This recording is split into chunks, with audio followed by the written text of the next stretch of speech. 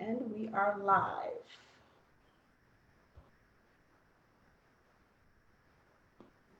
You in to Mind, Body, and Soul with Annette, where your host, Annette Harris, analyze intriguing life questions and concerns, such as, do Christians suffer from mental illness? Have you wondered why they act abnormal? Or you may ask, what is really going on in their minds? Do you need Annette? Well, keep listening for a biblical understanding of the psychology of the mind. Hey, guys. Welcome to another, actually, it's a special segment of Mind, Body, and Soul with Annette. I'm your host, Annette Harris. I thank you so much for joining us on this evening, for watching and or listening. Listen, what we're going to do tonight is we're just going to talk. You see the title, I fit the description. I needed to have a special segment only because this is something that, as I was talking to my guest earlier, we definitely need to have this conversation. So I have solicited the help of my co-host from my Thursday show. You ain't need my help. You did not need my help. Why, Apostle? It is a privilege and an honor to be on this panel. I'll say that. Well, thank you. You didn't need my help. Thank you so much. I appreciate you. And I just want to tell the guys that are listening on Facebook Live, go ahead and click the share button, like and share, love and share. I said there's a little care button there. You can throw that up. I want to see all good emoticons floating up on tonight. So thank you again so much for joining us on tonight. This is going to be, I believe it's going to be life-changing. And this is what we're looking forward to. So oh my goodness, let me recognize some people that are already on here. Hey, before I do that, how about I introduce my panelists? And what I'm going to do, guys, I'm going to introduce your names. After I do that, I want you to tell my audience who you are, your career status, your job title, whatever you want to share with my listeners on this evening. So I'm going to start up top. Inside joke. How about we start with Matthew? Matthew Adams, why don't you introduce yourself to my viewers on this evening? Sure. Matthew Adams, 31 years old, from Chicago, Illinois, and I am a regional analyst at Morgan Stanley. Cool. All right. Matt, you know I always know what I ask you, right? It's coming. It's coming. All right. Then we'll segue on over. I did that first. And we segue on over to Zorriante Brown. Mr. Z-Man is in the house. How are you? Good evening, everybody. I'm Zorriante Brown, 35, I'll be 36 in a couple of weeks. I'm a father of 5, I should say. I work in a special education as a paraeducator at Bloom High School. I'm also the sponsor for the Afro Club, and I also am an adjunct faculty at Lewis University. I work in the music department over the gospel choir. I've done that over 10 years. Also the minister of music at Abounding Life. Woo-hoo. My minister of music is better than yours. Oh, let me stop. Okay. Appreciate you. Thank you so much for joining us on this evening. Michael DuBois is in the house, and he's chiming in all the way from the Maryland area. Why don't you introduce yourself this evening? Hey there, everybody. I'm Mike DuBois Jr. I'm 31. I'm a proud husband and father of 2, including a newborn baby. Yeah. Excited. Got my Father's Day gift. But I am, I'm a professional videographer, photojournalist for a major TV network, CNN, CBS, Fox News, although I don't say that too loudly, but that's what I do here in Washington, D.C. That's what I do here. I'm originally from Chicago, but I'm living right outside of D.C. and loving life. Glad to be here too. Thank you. Appreciate you. All right, in the middle, the man in the middle, well, on my screen, Mr. Marcus Adams. All right. No, Annette, thank you for this opportunity, and Apostle Deon, thank you for the opportunity to join the show.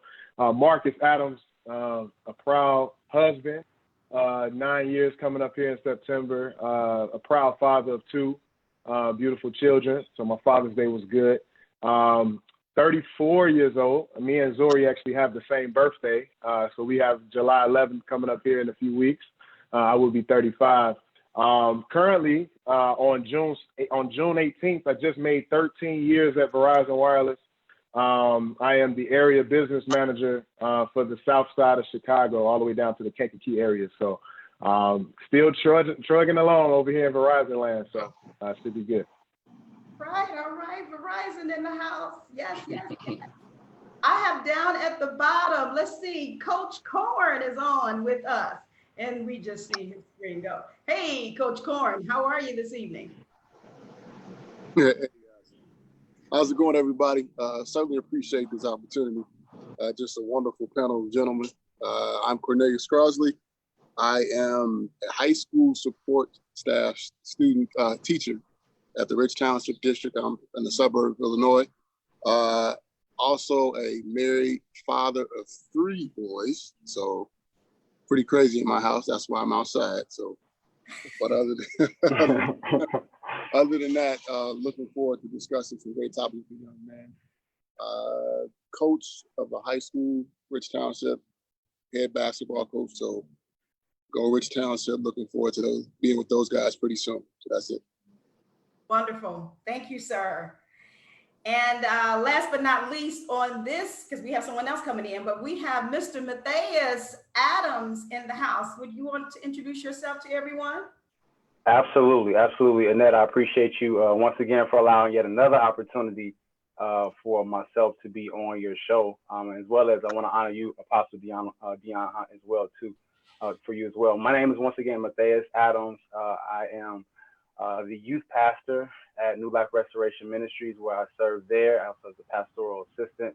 I've been married for 12 years to my wonderful wife, Deanna Adams. We have 2 wonderful boys. I am the program director, the CEO of my own company, Get the Hands Drum Academy. We are Percussive Arts Institute as well, too. And also have a corporate events and private events band called the South City Collective. So my hands are really full in regards to music and arts. God is really blessed. And I really appreciate this opportunity, looking forward to getting into some really great dialogue on tonight. Awesome, awesome. And I wanted you all to introduce yourself and to tell them what you do for a living for a reason, okay? And so of course we have this topic tonight. I fit the description. I was looking at in our family thread, Michael probably saw it as well. My sister shared an article, and I can't recall the young man's name right now. It's in my face, but he talked about a situation where he was actually on his way to work. And we've seen this, but this particular one just grabbed my attention. We've seen this, different ones experiencing this situation. He was on his way to work and he was stopped. He got out of his car to go across the street and to get him something to eat before he went to work. And he was stopped by the police in the middle of the street. Police just walked up to him and was already unhooking this whatever holster. And he was like, okay, where are you coming from? He was like, I'm coming from home. He was like, where's home? Asking him all these questions. And he was like, well, you fit the description of someone that had robbed this lady on that block. And so he was like, I just got here basically. So he had to go through the whole thing of basically proving that he was not that individual. And one thing that caught my attention about that story was as he was talking to the cops, as they were bringing the woman to him, because one thing he did say he was not going to do, he was not going to get in the police car and go, because they were saying, come with me so we can see if they can identify. He was like, no, I'm not going with you. Can't you just bring her here? Well, I'm glad he did that, because he was saying in his mind, he wasn't going to make it out. He's like, I'm not going to live if I get in this police car. So the woman came, of course, she said, no, he wasn't the one. Well, not of course, but she said he wasn't the one. But one thing that caught my attention, he said he looked down the street and there was this older Black woman who was watching the entire time. Locke is his last name. It just came to me. She was watching the entire time. And in his mind, he said, please don't leave. Please don't leave. Don't leave me here. You know, like kind of telepathy to that woman. And she stayed the entire time. She watched, she waited, you know, and then thankfully, you know, they were like, okay, you're free to go. Now, he is a professor. He teaches at a college. So he was on his way to class. He said by the time he got to class, he forgot his lesson plan, he forgot everything. He was combobulated. And you could probably relate, Brother Zori. Then what he did was, before he got in his car, because he was very shaken, he didn't even go and get anything to eat. Of course, all of that was just, you know, thrown out the door. He was very shaken, but he saw the woman still standing there. He just grabbed and just hugged her, but didn't even know her. He said, thank you so much for staying. Thank you so much. You know, basically had a witness, you know, and it was almost like she was that support, you know, type thing. It was an older woman, so maybe like a mother figure type support. That thing, and I may cry tonight, guys. I'm sorry, but that thing broke me. And then just seeing all this stuff that happens, not just with him, but even unfortunately with Mr. Floyd and all of the other individuals that fit the description, or, you know, they were unjustly, you know, accused. So here we are. I wanted to set the stage. Apostle, you know you're gonna have to help me out tonight because I can get kind of wrapped up. But what we wanted to do was talk about the purpose of this session. And I submitted this to you. I want to be able to, and I'm gonna kind of paraphrase what I have written down here. I wanted to open this dialogue so that you all can express your true feelings. You are husbands, you are fathers, you are sons, you are uncles. And honestly, I mean, I know each and every one of you. I pray for you all the time, and my heart just, it just goes out because I can only imagine what you are thinking. So we want to open this dialogue. You can express yourselves about I fit the description. I also want to allow Mind, Body, and Soul, this platform, to be that avenue where you can express and verbalize yourselves. So no judgment zone here tonight, okay? It's open. Because I want to know how this affects you physically, mentally, spiritually, okay? And then also, I want to try and find some ways. With my Mind, Body, and Soul, many of you watch my show, my attempt is always to find a resolve. I don't want to just leave you there. You know what I mean? Right. And so maybe we can come up with some things, and maybe you've already been thinking some things, and maybe you've already been doing some things to kind of change this ugly, nasty, racist narrative that has been dealt to us. Okay, I'm sorry. I feel like I'm a lawyer or something. I just presented a case. But somebody jump in real quick from what I just said. Give me some thoughts. I see your mind going, your thoughts going. Marcus, come on, I see you. Yeah, you know, man. No, number one, you teed it up perfectly. I mean, I read that same article, and I think many of us understand as we grow up, sometimes as men, we're kind of trained to lock our voice. You know, we're trained to be Superman. So some things we just automatically don't say. It just comes with the territory, you know. So when it's, you know, sometimes even it's down to what type of haircut you get. You know what I'm saying? My son want to wear a high, you know, Jimmy Butler look, you know, and sometimes you got to look at that and be like, man, you may fit the description. You know what I mean? So I think sometimes, you know, in it, subconsciously, you kind of look at it differently, and you say, you know, even down to just how I look every single day. Many of us are in corporate fields and have been in corporate fields. And obviously, you already know, you know, we have to work, you know, we've been trained to work 10 times harder. But guess what? We don't have 10 times the money. So sometimes we don't have the financial strength to push as far as we are told we have to go. So it's it's a strain because you always are proving yourself every single day. It's not so much what you have, but it's just proving yourself. And then, of course, when it comes down to the justice of our society, man, it's a tough thing to do because you don't know what someone's looking at, how they're viewing you. You don't know how you're coming across.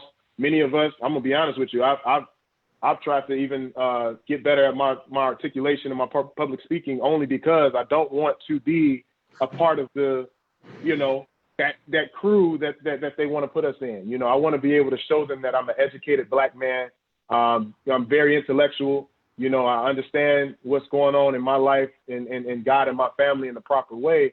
And that's the tough part. And then obviously I have a 7-year-old son that has my same name. So it's important for me to be able to show him that. But I fear for that next generation. And many of us, I'm sure, have those same sentiments. So, I just wanted to jump in on that first to kind of tee it up. But yeah, it's tough. It's tough. Yeah.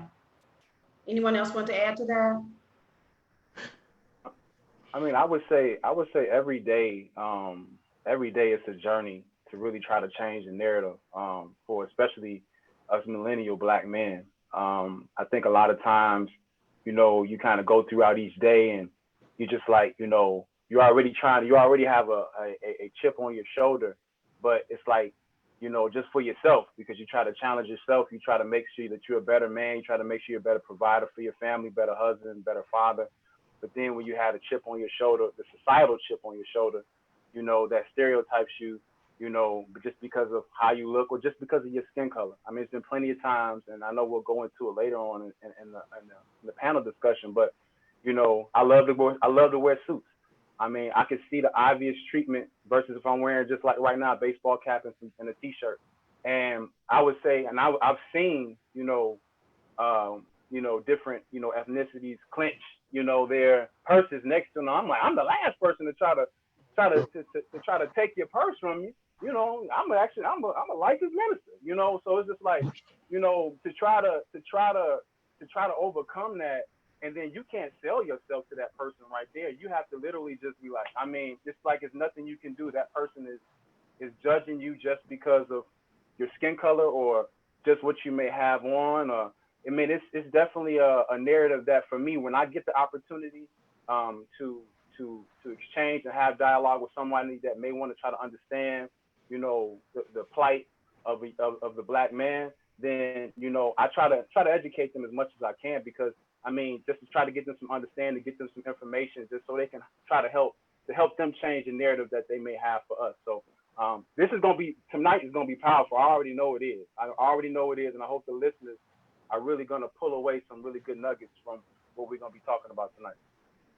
Love it. You sound like your dad. All right. That's a good thing. Did anyone else want to chime in before we move on? Yeah, I will. Okay. I was listening to Mathais talking about just the need to sell yourself. And I think throughout this whole process of being a Black man and understanding what it's really like, what the real world is in regards to our dealings with the police, I know for me personally, it's caused me to be so self-conscious that it's almost debilitating. Like literally every single thing, you get into the car, hat off, no hood, I'm at the airport. Okay, suit today. I would love to travel comfortably, but I don't feel like messing around with TSA today. Like I just don't have it in me today. Like literally selling myself constantly to the point to where it's become just I'm an overthinker anyway, but it's literally on steroids now because I'm always like, okay, how am I going to be perceived? What is my perception? What am I giving off? And in a spiritual way, it's not wrong. Of course, I want to be a representative of Christ and I want to represent myself well.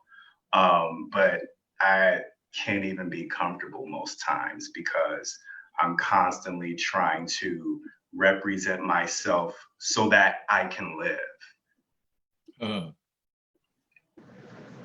Said a mouthful right there. And then, real quick, piggyback off of that. By the way, I'm just loving the intellectual discussion already. Like, we only 25 minutes in. It's like a bunch of, this is a lot of wisdom here already. But, piggyback off of what Matt said is like crazy, because in the age of COVID, what's on steroids is now to the like umpteenth power. Yeah. I go, we just had the baby. I had to make a lot of runs. Pregnancy cravings don't stop for the wife, so I still have to make a lot of runs no matter what we're doing. I'm going to get ices and Slurpees at the corner store, and a black man with a mask on and a cap. Like, I'm already going through 20 scenarios in my head of, you know what I'm saying, just all types of things. So you're exactly right. Whenever you step out of the door, you're automatically thinking, what could today become? What could it become? Can I jump in there on that? Oh yeah. That goes in line with one of the questions that we had. How much do you feel Black culture plays a part in how we are perceived? How we dress, with the hoodies and the saggy jeans, the type of music that we listen to, even if it's gospel, it's got a little, beat or rhythm to it, you know what I mean? And you can't have your music too loud, because that's going to set off something. How much do you feel like Black culture plays a part in how we are perceived? Should it matter? Do you adjust who you are in Black culture to pacify things? I think one thing, Apostle Deon, that you just to kind of fall in line with what you were saying. I think another thing you could probably even add to it, the culture and just our way and our mindset of thinking, like just even with the recent violence in Chicago. I was just reading an article just before we got on air here, and I'm just like, my thing is, I'm all about Black Lives Matter. I'm all about making sure that we are represented and have a lot of racial equality, but we got to matter to ourselves, us brothers. So I know a lot of times the culture that you're talking about, we also have to add that to the mix. And I think a lot of that does, to kind of get to my point, that does add to how society, or people that don't really understand us, that's how they're like, man, they killing their own people, So, I mean, it's just like, why should I respect them? Why should I respect the man? Why should I respect Mathais and he's in the suit, or versus if he's in the t-shirt and jeans? Why should I respect Mike D if he comes to the store with a mask on? I've had the same thoughts, Mike. Like, I mean, I've gone to the store and I got the N95 mask with the filter and everything. I got my shades on, and I'm like, you know what? Let me take my hat off. Let me take my shades off. Let me just wear my mask, because this could end up not a good situation. So I really do think that, with that being said, we have to, those things we got to consider, just in even making small moves, going to the market, and things like that. Sometimes, you got to make sure, you wear, I can't even go to the store with sweatpants on. Let me just put on some jeans and actually look somewhat presentable with my mask on, because I'm a Black man and I might be looked at as a thief or a looter, or just somebody that may be trying to cause havoc. So. I just want to even with add that. Oh, go ahead. I was just going to say, just to pick it back off what you said, Black men already have a certain way that we carry ourselves that is always misinterpreted. That's right. It's misinterpreted as a chip on the shoulder. We got a swag about us. We got a way that we walk. We got a way that we talk. We got a way that we respond to folk. You know what I mean? And it doesn't mean that we're angry or that we have an attitude, but for those of us who don't know us or who have no idea what it means to be a part of our culture, it can be misinterpreted as, attitude or distance, or you know what I mean? And so there's a lot of ways where we find ourselves kind of tempering ourselves just to live, just like you said. Wow. Zori, were you going to say something? Yeah, if I could just add, first, I think I'm grateful for this type of platform, because it allows us to have dialect and talked about, have conversations that a lot of people don't get. And a lot of times social media alone in this season is not enough because it's so many different opinions. And if somebody's thinking this way because you may admire them, you thinking like them. And that's not how it should be. But pertaining to the Black culture, I think it's important to educate, to properly educate. There's a lot of things that I still have to learn so I can be able to share with my son, with my children.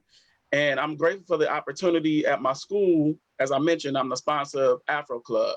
So it was just ironic that when we were looking for like t-shirt designs early in the year and a theme to kind of drive along the school year, it was respect the culture.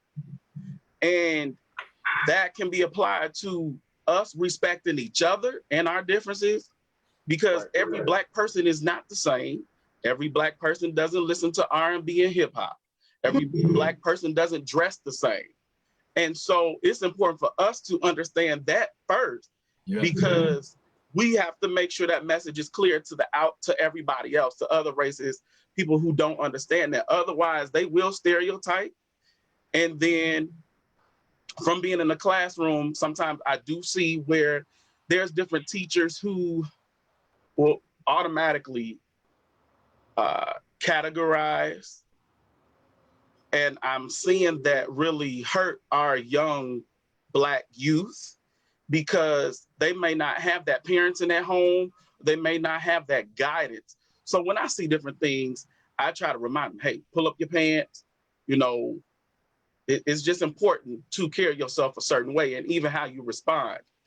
For me, I'm still learning on how to respond to different situations in a positive manner, you know, in a Christian manner, and carry myself a certain way. So I think most importantly, just to educate, as we educate ourselves, make sure we take time to educate and mentor others.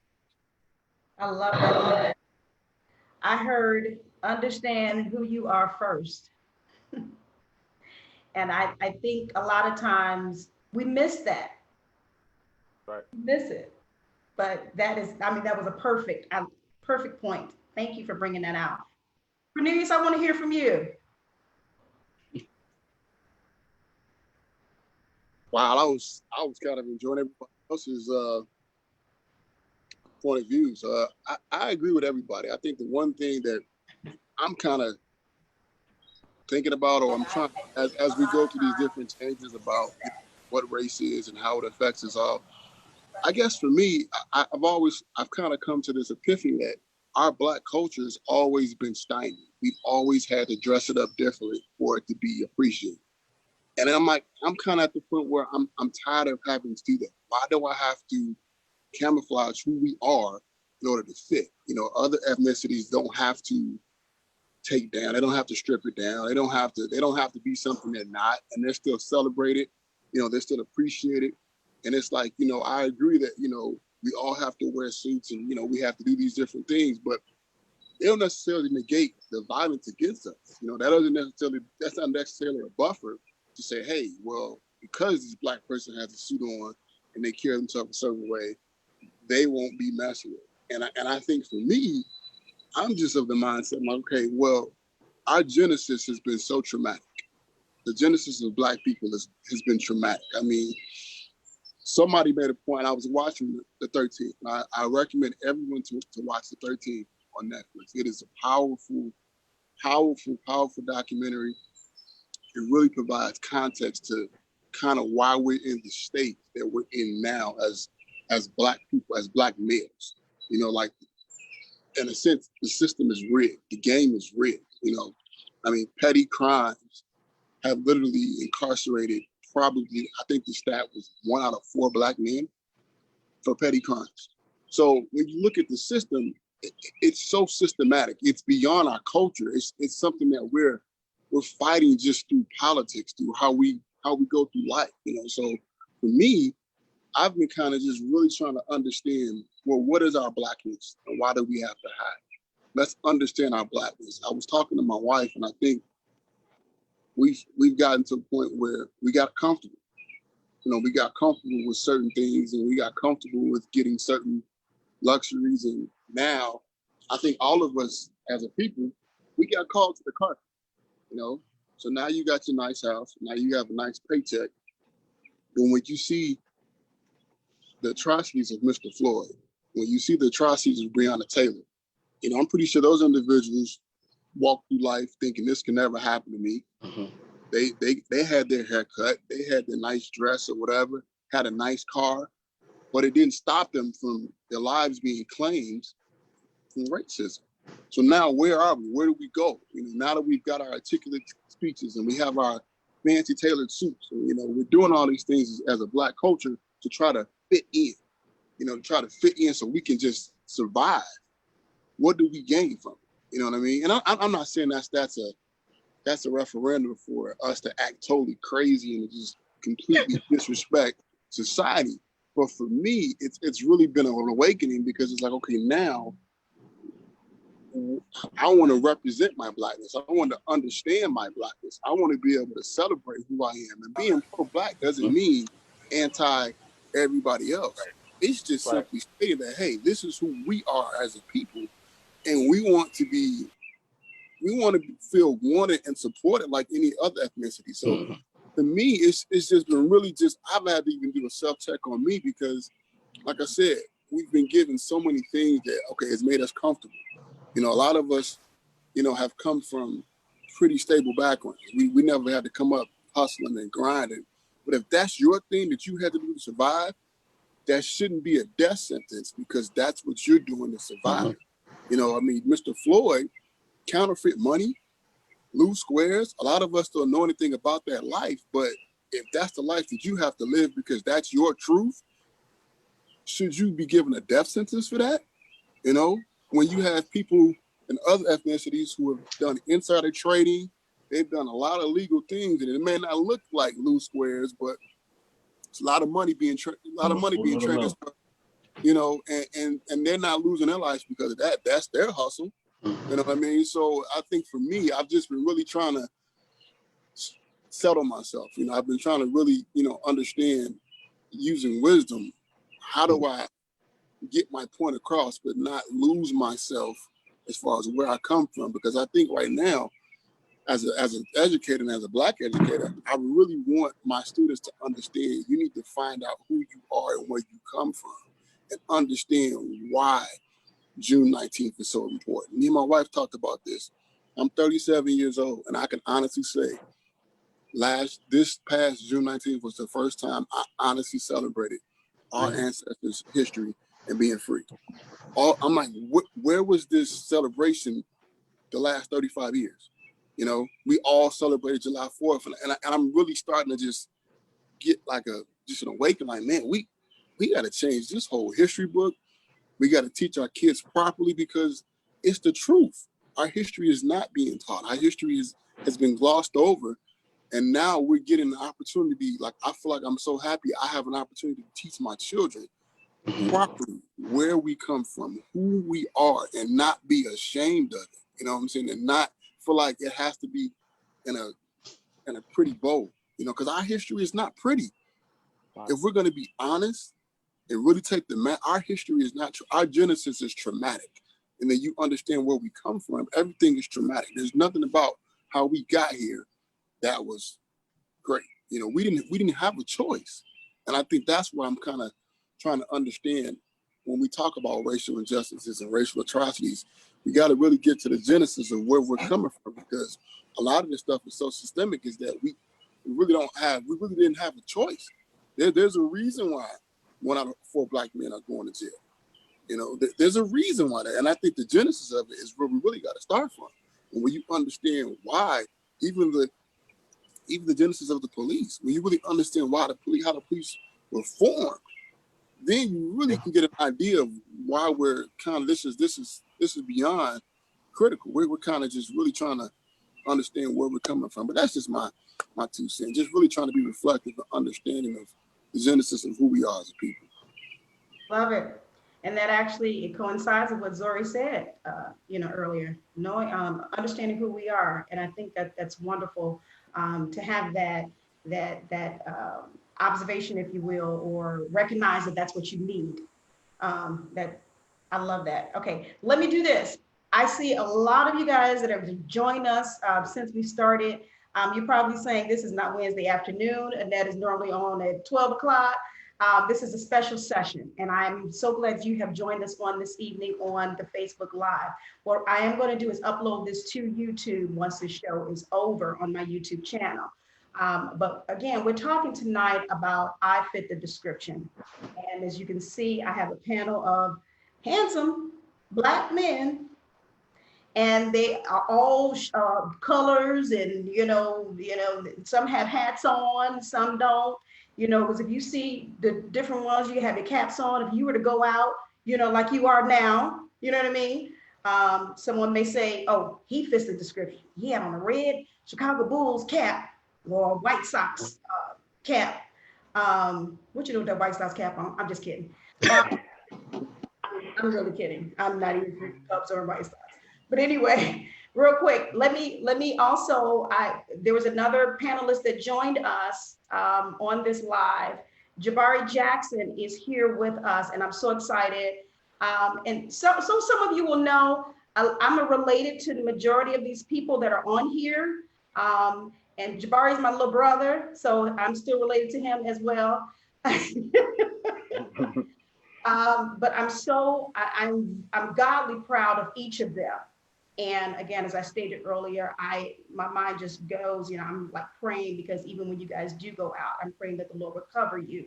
I wouldn't want anything to happen to you or your children or your families or anything like that. So this is why we are opening up this dialogue on tonight. But Jabari, can you please go ahead and introduce yourself to everybody, since you came in on this live feed, so they will know who you are and what your title is, what you do. Sure. Hello, everyone.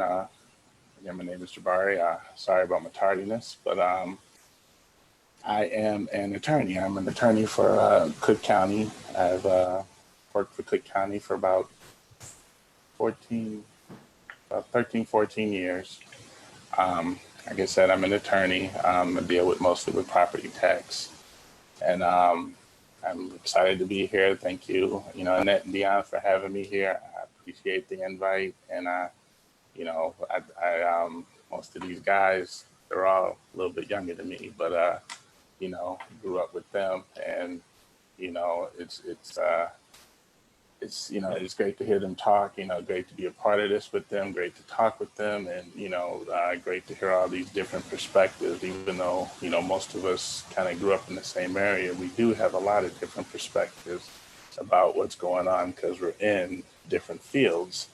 We all have different walks of life, even though we may come together, like on Sundays or different times and things like that. But, it's important, to listen to everyone, and, everyone has a story to tell. And, while the outside may view all of us as the same and group our stories together as the same, we do have different stories, and and I think that's important to know, and I think that's important for people to realize. So again, thank you for having me here. And like I said, I was listening, before I was able to log on here. So, hopefully I can hit the ground running here, and step in when I need to. Okay, wonderful. We have an attorney in the house, guys. An attorney is here. This is good. Wide range of careers here. Let me recognize real quick before, and Apostle, I'm going to throw it to you to do some more questions. I'm going to recognize some individuals that are here. Karen Peterson, Demetria Brand Triplet, Jasmine Jones, Miss D is on, Deanna Adams, wonder who she's watching. Buddy Gill is on, Faith Adams, wonder who she's watching.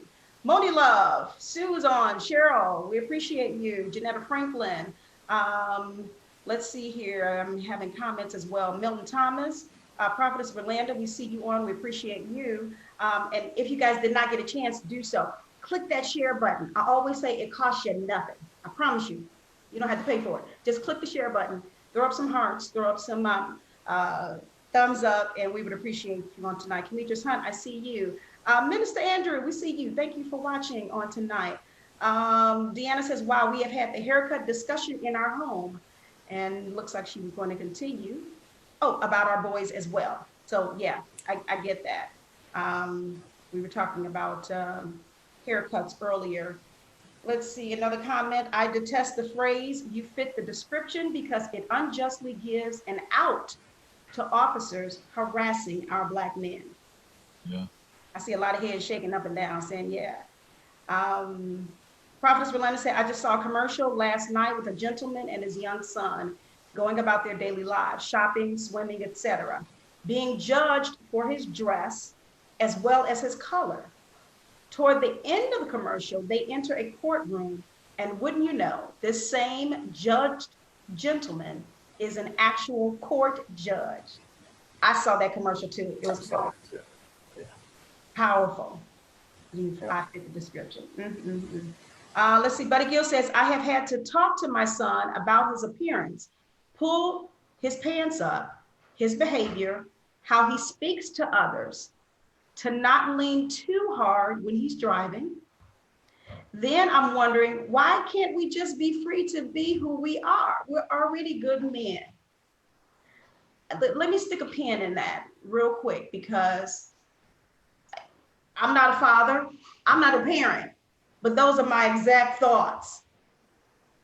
Yeah, you talk to them about it, you tell them, instruct them, and okay, can you do it this way? Don't go too far to the left, or whatever, kind of straighten up a little bit. But then you're like, why do I have to go through all of that? Does anybody else feel like that? Why? Can be exhausting. Piggybacking off of what Corn said earlier, it's crazy because, and I understand what you're saying, Zorriante, as far as, talking and educating. I feel like we still need to have those conversations in general with our, younger generation. But like, white boys wear baggy jeans too. You know what I'm saying? Like, other cultures copy off of us all the time. That's what made the Kardashians famous, is because they wanted big butts like our Black women. You know what I'm saying? It's just the bottom line. And so I'm saying, like, if you really think about it, the whole dress, and that's not even to say that our culture came up with baggy jeans or any other element of, certain dress culture. But one thing that gets on my wife, she works for a podcast company, and she's working on a couple of projects along the lines of some of these Black Lives Matter unfortunate victim stories, and like the ones that you don't hear about. We hear about the Trayvons and Ma Arbery's all the time. But there, for every one of those is 10 others that you don't hear about. One that stuck out for me, two of them. One was a guy named Sam DuBois, my same last name spelling, and he was in the University of Cincinnati, and a campus police officer just came out of nowhere, snuffed his life out. I won't get too many details about that, but another one was down in Florida, a guy by the name of Corey. I'm sorry, his last name is Corey Jones. I'm sorry. He died a few years ago. He was actually related to a former wide receiver for NFL, Anquan Bolden. Long story short, Corey, and this, when I was doing research on this story, she just kind of told me about it. I thought about you, Thez. Like, this dude was working, had a side business, a band. He was coming home one night, Saturday night, from a late night gig. He was dressed in all black, performance black. Black slacks, jacket, and his car broke down on the side of the road. Dude was on the phone with AAA, and a plainclothes officer in an unmarked car came out of nowhere, asked him, what you doing here? Hands up, didn't identify himself, nothing. Within the 5 seconds of just asking those two questions, he shot him. Wow. So what is that? Where does that leave us? I'm right there with you, going like, that's just, he was just being himself. And thank God AAA was recording the call for quality control or whatever they say whenever you call the 800 number. That was used to convict the officer, thankfully. Other than that, where would we have been with his life or so many others? So I'm saying all that to say, like, sometimes the whole perception of our culture and stuff, in my opinion, is not applied in the right way. Yes, we should talk to our sons about dressing professional. You know what I'm saying? Yes, we should, talk about the virtues of our culture, but like, I don't know. Sometimes it gets me too. It's like, we can't win for losing, no matter what we look like, no matter what we're dressed like. He was making an honest living, coming back from a gig. Well, that's all I had on that point. It's crazy. Exactly right. I actually had a scenario like that. Mark, Corn, and Bub can attest to this. We were leaving an event on forgot what area it was in. I think it was in the Rosemont area. It was an event we would play on. And long story short, I was the last one to lead the event because of course I'm taking care of business, things like that, with our client. And long story short, I get pulled over on 294. I didn't have the vehicle that I have right now, but it was involved in some type of robbery, or was involved in it was something involved where the police were looking. And mind you, this was like kind of late. It might be like 11, almost 12 midnight. And everybody had left. And I don't know where we were going to, Mark, Corn, above. After that, I think we were meeting up after that. And I just took long to get back. Mind you, my phone was in my car. So my wife's blowing my phone up. My brothers, my cousins, everybody's blowing my phone up because I fit the description. So they went, I had gear all in my truck. I had drums, I had sound equipment, I had to take all of that stuff out because they thought I either stole something or they were looking for drugs. So that I knew it was God covering me, because I knew at that particular point that it could have went left easily. And they could either try to plant something or whatever. But I just know, I don't know. I mean, I got out of that. I had to put my stuff back. Of course, the officers really weren't that friendly to me. And of course, and I had to kind of explain the whole situation to my, to my wife and my cousins, let them know I was safe, because I mean, that was terrifying. I mean, I literally had chills going down my whole body. And now, mind you, this was prior to, all of these, just unarmed, shootings that are going on with Black men. But, it was chilling, because I could have easily been in a situation where, you all could have been celebrating. You all could have been having my memorial services right in there. So, I mean, this thing is real. This thing is real. I mean, you don't want to take it lightly, the stuff. And I hope the listeners are really, hearing our hearts, because I mean, this is not a narrative that, as Annette said, where you having to, plan for someone's funeral or plan for someone's child's funeral or anything like that as well too. And just, before I end, we gotta look out for our Black women as well. I tell my wife all the time, they're not exempt. They're not exempt at all. They're trying to eradicate them as well. And we can't. I mean, we got to be in a situation where, when we go out, we got to be very cognizant of where we're at. We got to be cognizant of what we're doing, our surroundings, things like that, because I mean, it's sad, but this is the plight of where our society is at, right now. And at the end of the day, I mean, for me, it all comes back to faith. We got to have God protect us and cover us everywhere we go. So, I mean, it's that situation. As I get back to that was horrifying. And I have people on this panel here that can attest to that moment, because they were all calling. And I was with the state trooper at the time, and they were going through my truck. And I didn't know how that was going to end, but it ended with me alive, and that's the greatest thing. I think my fear is for those who don't know I guess there's no proper way to respond, but for our youth or people who don't know how to respond if they're in situations where the police pulls them over, or if they're walking and the police just stops. A lot of the youth I work with, my fear is a lot of times they have to explain, and they want to, sometimes are resistant, that my fear is they would not know how to respond and the police would harm them. And there's somebody else that's now a statistic.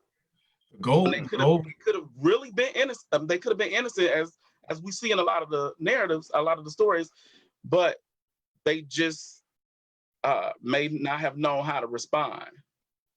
The goal for our young people, and I think we need to explain to them, is the goal is to come home. Right. Your goal is to get home safe to your family. And I'm not saying that you got to tap dance and you got to do all these crazy things and act like, whatever. But to the best of your ability, comply and come home. And if we need to, call a lawyer or press charges, concerning something else, we'll do that after the fact. But it's too volatile right now. It's way too volatile. Just to piggyback, you guys, y'all are on point. Oh my God. fitting the description, because this kind of segues into the question that I was going to ask. What do they mean by fitting the description? They go, okay, so race, he's Black. He looks like he's 25 to 30, so age. This is what he was wearing, dress. He's about this height or this weight. Then what direction was he running in or going in? And then how were they acting? So this is all fitting the description. But I don't know about you, I've gotten pulled over and questioned in a baseball cap and sweats, and I've gotten pulled over and questioned in a suit, knotted up. Didn't matter what I had on. I have seen situations where the person that they pulled over and were questioning, where they said they fit the description, they didn't even have on what the other person had on. So what is the real description that they're honing in on, and then everything else is secondary? This here, Black. Yep. So my question is, how does it feel being young Black men, professional men, intelligent men, to know that your skin color is seen as a threat, and that you are, in many people's eyes, guilty until proven innocent? I think sometimes I'm 6'4", 250 pounds, and I'm a Black man. So I'm already usually towering over people, and I'm already kind of making them uneasy. So I think, to your point, Apostle Deon, is like sometimes you kind of, to Corn's point, you kind of put on this camouflage of, let me kind of hold back, let me kind of sit back because I don't want to intimidate anybody, So it's the way I feel is that we should not have to Cornelius's point, I'm sorry, I call him Corn, but we should not have to do such things to make ourselves blend in. I think about what you just said. Us being Black men is powerful enough. I think we need to own that instead of trying to camouflage that, because as long as we own that, then, to even Mike's point, we dominate so much. And I think back to, Corn talked about the genesis of Black people, because we came from, slavery, and it was like the strongest survived. When one made it out, yeah, we had the whole slavery, thing that came through. But for the most part, it was like, I'm gone. If you ain't make it, I'm on my own. So unfortunately, sometimes as Black men, as we get, more successful, sometimes we don't go back and make sure that everybody else is going to be just as successful as us. When you think about what our kids have to go through, and I love Annette talked about, let's talk about the solutions, not just the problem, but I think it comes back to that. Sometimes other cultures, they get to a point where they'll sleep it'll be 8 of them in the house until they all figure it out, and then they'll branch out where, we're going to go get a house that we can't afford. So I think it's to that point where, how can we come together as a culture and say we are dominant? We can come together and move mountains if we can. And that's because of who we are. So if we can get back to that trueness of who we really are, we don't have to keep putting that camouflage on, because to your point, Apostle, we are who we are. When I should walk, sometimes I kind of diminish my quality sometimes when I walk into a room and try to blend in with everybody else. No, stand tall, put your chest out. I know who I am. I know I'm a Black man. I know I'm powerful, I'm dominant. And hey, if you don't like it, guess what? I'm usually the only person of my color in the room. So I'm going to get the attention. So you know what? Let me take advantage of that. Let me get the promotion that I want. Let me talk to the people that I need to talk to. Because when they go home, they're going to remember me over all the other colors that were in there, because I'm the only person they're going to remember. Do you remember that tall Black guy, 6'4", Marcus? He had a good smile on him. He carried himself right. That's how it should be. We should own how great we are as men, because when we walk in that room, we're going to be the ones that they remember. It ain't going to be the other way around. We don't have to diminish ourselves to fit in. Fit the description of being different, and then we will make that change. Ooh, I think I can close the show now. Yeah. Because I was about to ask you, how do you own it? But you answered it all in that response. And that's perfect. I love it. Right. Can I throw a curveball though? Go ahead. Because man, that was good. You got a little preacher in you. But anyway, there's a psychological effect that as minorities, the psychological effect of being a minority, of being not a part of the status quo.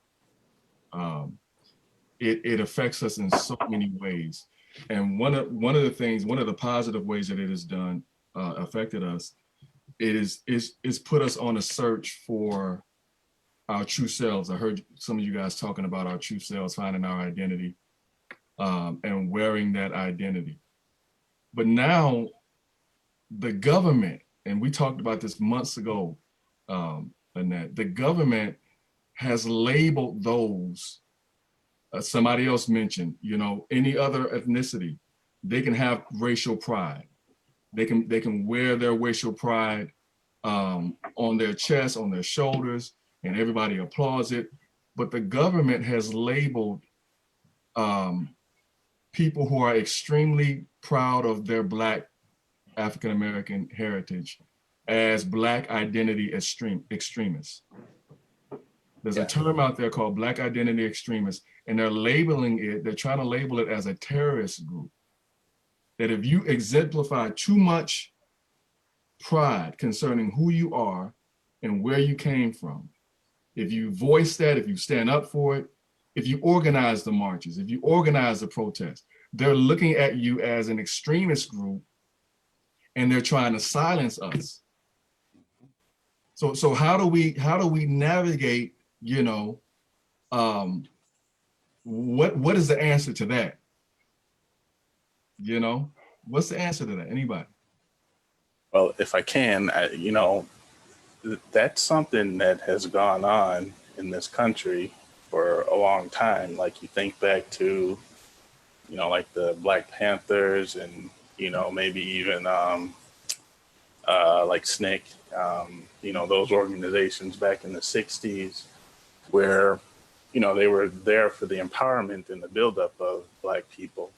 But, the government or the FBI, we've all seen the stories about it, COINTELPRO and all that.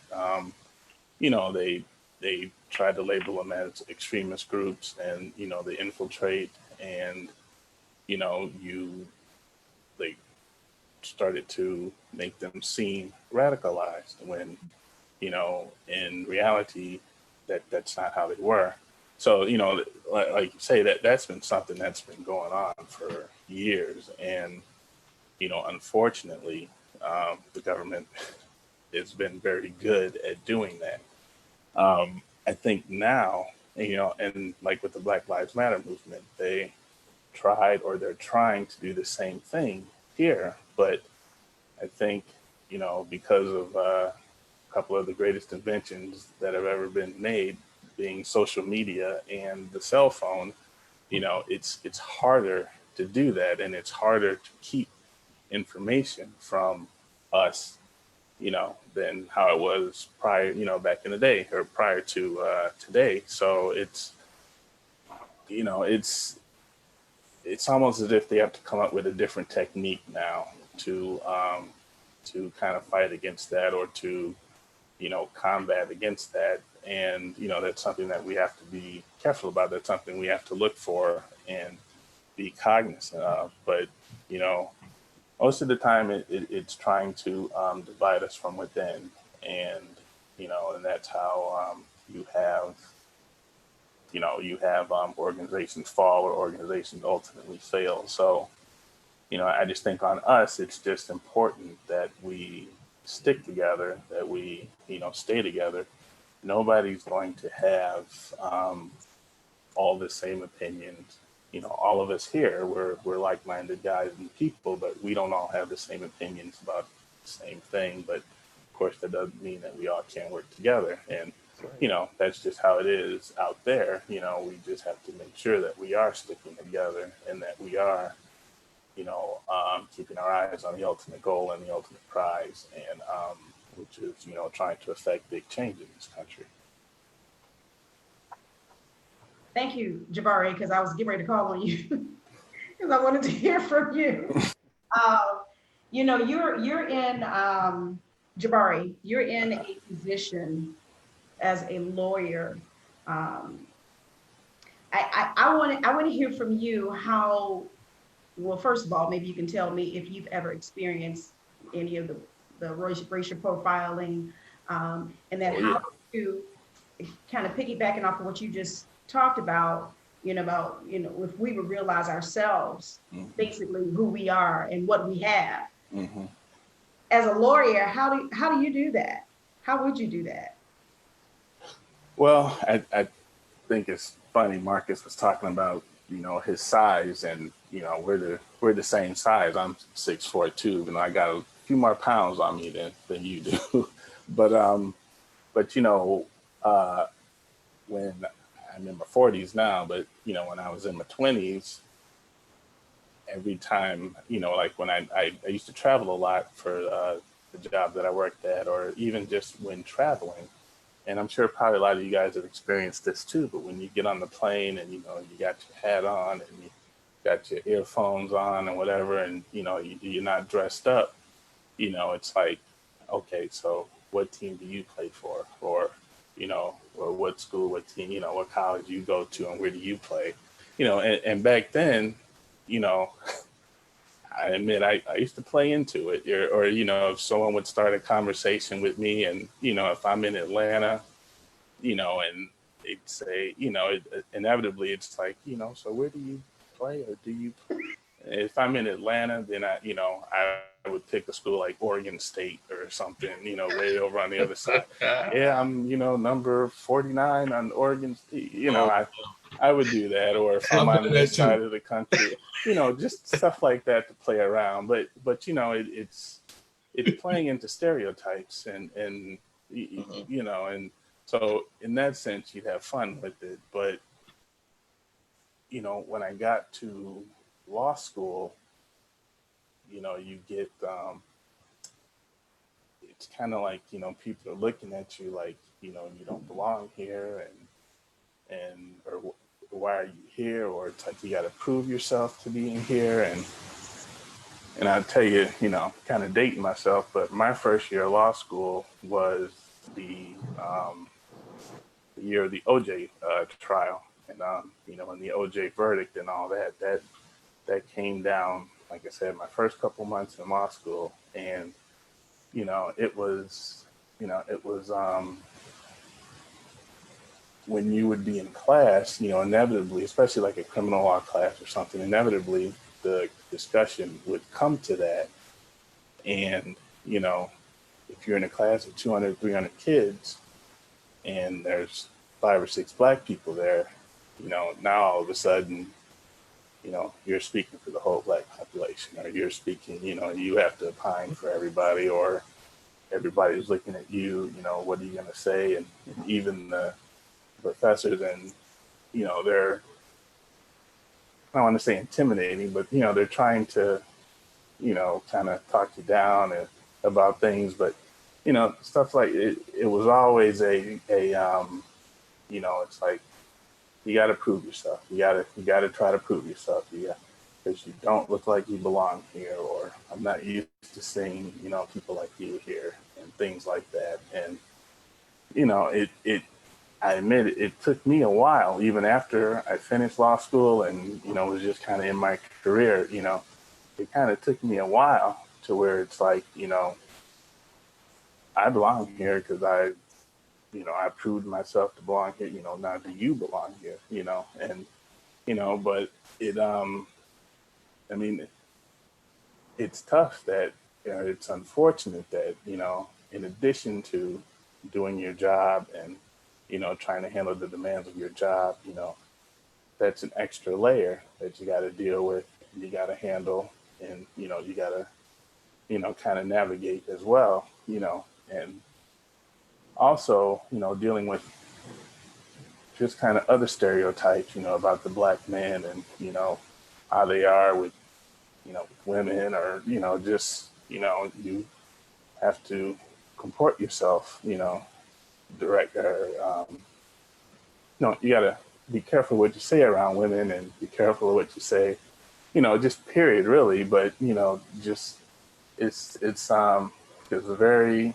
the most innocent things, because of who you are, or how you're saying it, or what you're perceived to be, can be taken the wrong way, and you're not going to get the benefit of the doubt. So it's like that extra 2 or 3 games you have to play in addition to just trying to do your job, and just trying to do your job well, and over time, I guess, you learn how to deal with it, you learn how to navigate it, and you learn, how to, handle yourself, like for the longest time, like I didn't want to go out with my coworkers, like after work, or just, being in a social setting with them, things like that.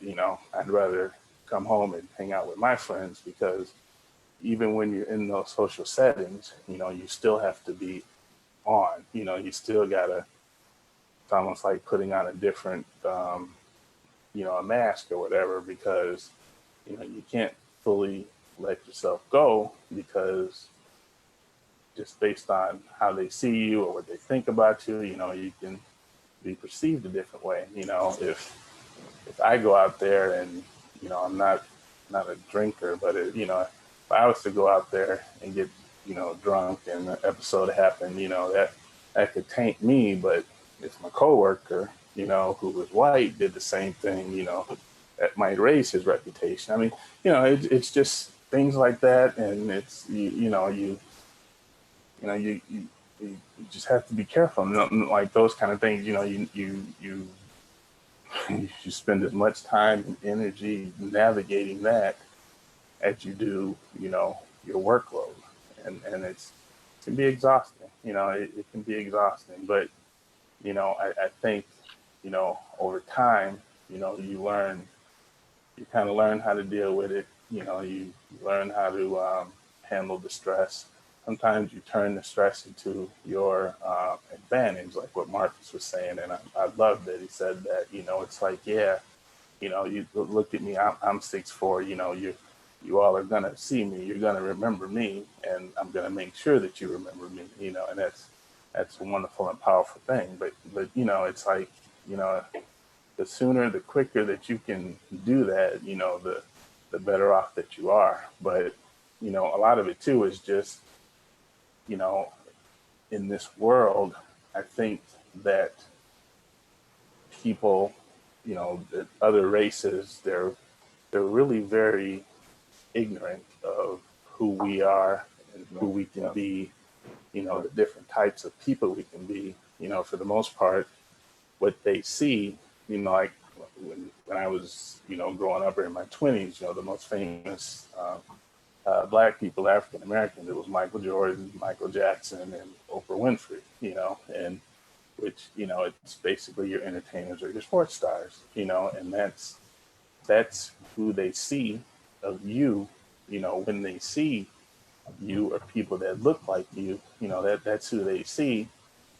And in their daily lives, unless they're working with someone, they don't come into contact, with, just, just regular Zori or Matthew, or, but they don't come into contact with us in their normal lives, for the most part. So their perceptions of us are Michael Jordan or Michael Jackson, or, the person who was arrested for shoplifting, or the drug dealer in the movies and all that kind of stuff. So it's those two, extremes. Mm-hmm. So, and obviously most of us aren't Michael Jordan or Michael Jackson. So what does that leave? So it's like that's where they're coming at you. And I know, Mathais was talking about the policemen and, when they're approaching our vehicles, that's who they're seeing.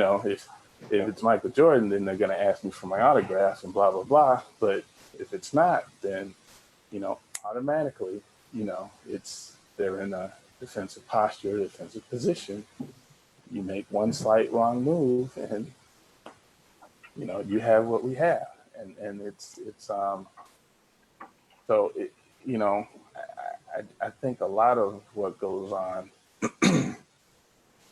and especially in a city like Chicago, a lot of what goes on is, it's ignorance of other cultures, of other races.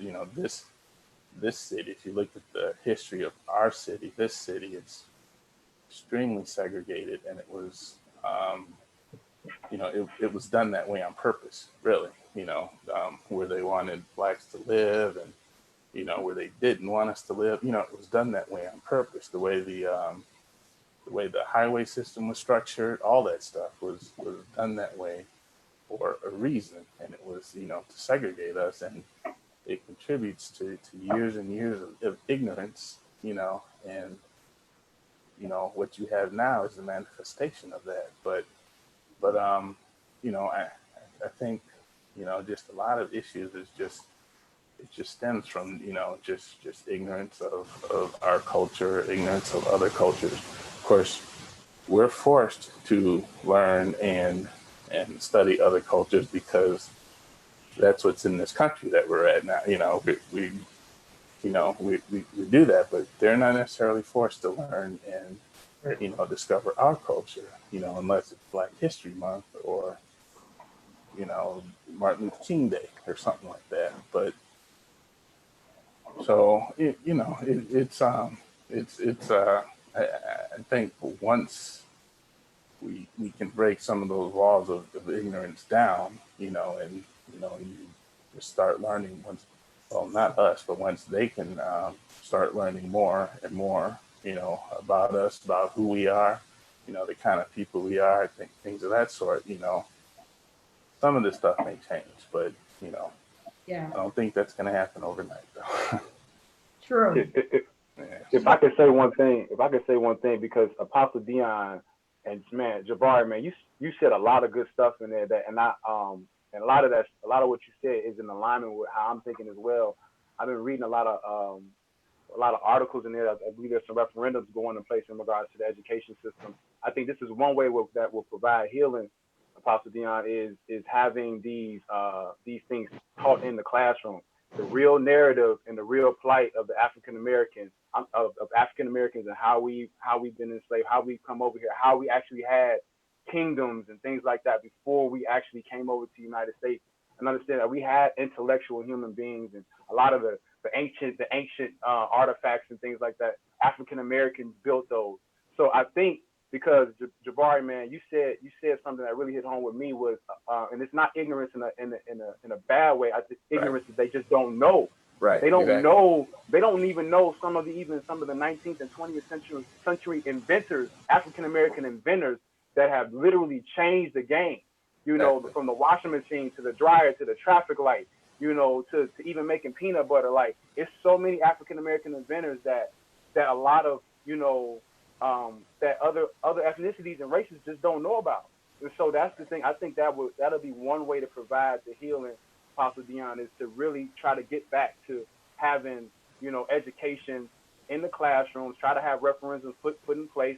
That'll have to be go through different channels and things like that. But also another thing that I feel like all of us can do is individually, when you had an opportunity to talk to somebody, Yep. to have an individual conversation with people in regards to just how Jabari was saying, they don't meet, they see this huge dynamic from the Michael Jacksons and Michael Jordans all the way down to somebody that the young man or that may be selling drugs on the street and maybe got caught up in the street life. They don't see the guys like us.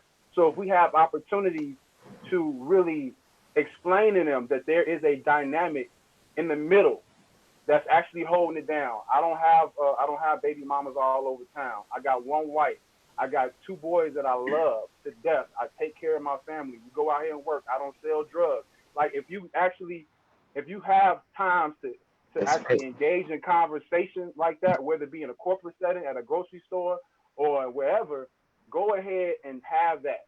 Have that conversation with other ethnicities. I had a conversation with a guy from he's either Ukraine or something like that, and I even have a couple students that are in Vietnam, and it's like to talk with him outside of drums, and I was able to talk to him about just our culture and the way we think and outside of music, when you have those engaging conversations and they're able to know exactly why we think what we think and why we do what we do, that those conversations are going to provide healing. They'll actually go back and tell their guys or their culture, their people in their culture, like, nah, it's not all black people, all black men, millennial black men or 20s and their 30s and their 40s, they not hood, they not in gangs, they not doing this and that. They'll go back and put that narrative out there. So those, I feel like, Apostle Deon, to address your question, that I feel like those are two ways that we can really hopefully get the momentum going and try to provide some healing, because this racial divide in this world, it is crazy. So those are just things that I think that could really lead to some type of change. I love it. Go ahead, Annette. I was just gonna say I love it because I was gonna ask something else to double up on that. I'm not a devil, so I'm not playing devil's advocate, but I do want to ask you, do you think that it would help at all, or do you think that you could talk to law enforcement about what's going on? Have you tried to talk to law enforcement? I was looking at actually a website that was created after Philando Castile and Alton Sterling, I believe, their untimely deaths. There was a website that was created that just says fit the description. The purpose of this website is to have dialogue with Black men and Black law enforcement. And I said, wow, that was kind of deep for somebody to create this, this website and kind of opening up that dialogue as well. Do you think that would even help? I want to say this quick because I want to give my other people, my other guys a chance to talk, but I do think that I saw Marcus raise his hand. I do think that would be a channel, but I think that there needs to be more dialogue exchange between African American men and other ethnicities, Asians, Korean, Caucasian officers, so they know how to deal with us and know why we do what we do. You said it, Annette. One out of all these untimely murders, Philando's was what shook me up to the core, because I saw that video. His girlfriend and his daughter was in the car, and he said it. He said, I'm licensed. I'm a licensed gun owner, and I have my stuff on me, but he was given full compliance and still ended up as a fatality. I mean, so I think that those types of scenarios need to happen, especially in a lot of these major cities like Chicago, like Baltimore, probably areas in Houston, and just all the major hubs, New York, to really understand what we as Black men, and I hope they get this. I hope they get this, because there are Black men that are not criminals. I don't have a criminal record. That are out here that are like, man, like I could end up on the news. I could end up a hashtag, as everybody says. So yeah, it's crazy. Can I please interject something? Sure. Not only do we have to educate other races, there's a saying, until the lion learns how to write, history will always glorify the hunter. And so it's about education. Not only do we educate other races on the fact that we're not all criminals or we're not all in the streets, but even for the ones that are in the streets, I think that we have a responsibility to educate other races on why they are in the streets. That's right. Yeah. To educate them on the system that produces that segment of society. That there's a system that has already been predetermined, where we do not benefit from it, and this is the result. They're not in the street because they want to be in the street. Right.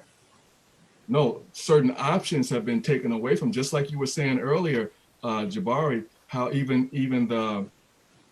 the infrastructure of the city was developed to segregate and to keep people in their position, in their, you know. Yeah. And so we need to educate people not only on who we are as far as our successes, but even in what is deemed to not be successes or failures. Yeah. That there is a system that generates that and perpetuates that. Mm-hmm. And I think that type of knowledge too, because that's the only way we're going to change the system, you know. I think that gets into, like, you know, poverty and just, you know, the ongoing perpetuation of poverty, and, you know, not being able to get out of that cycle, or not that you can't get out of it, but, you know, it's hard. It's you know, the hurdles that you have to jump through to get out of it. Even the most well-meaning people, you know, sometimes life happens and you just can't get out of it. But, you know, that cycle leads to desperation. And, you know, right, I am in no way condoning looting and things of that sort. But, you know, when you have that cycle and there comes an opportunity to, I guess, get some free stuff or something, you know, you take it. Like I said, I'm in no way condoning that, but, you know, it's not so much, you know, everybody's like, well, look at the looters, look at what they're doing. They're tearing up the, you know, the city, which is terrible, and it is. But, you know, you kind of have to look at, you know, what happened before, or what was going on before, you know, you get to this point, you know, to where you see things like this happen. And, you know, you want to stop those symptoms, you know, before, you know, you're treating the disease. And it, you know, it's, you know, that's where real change, at least to me, that's where real change is going to come in, when, you know, you see people actively trying to treat the symptoms, or you know, help us break the cycle of poverty, you know, help us, you know, get better housing, you know, like you said, education, you know, get better education.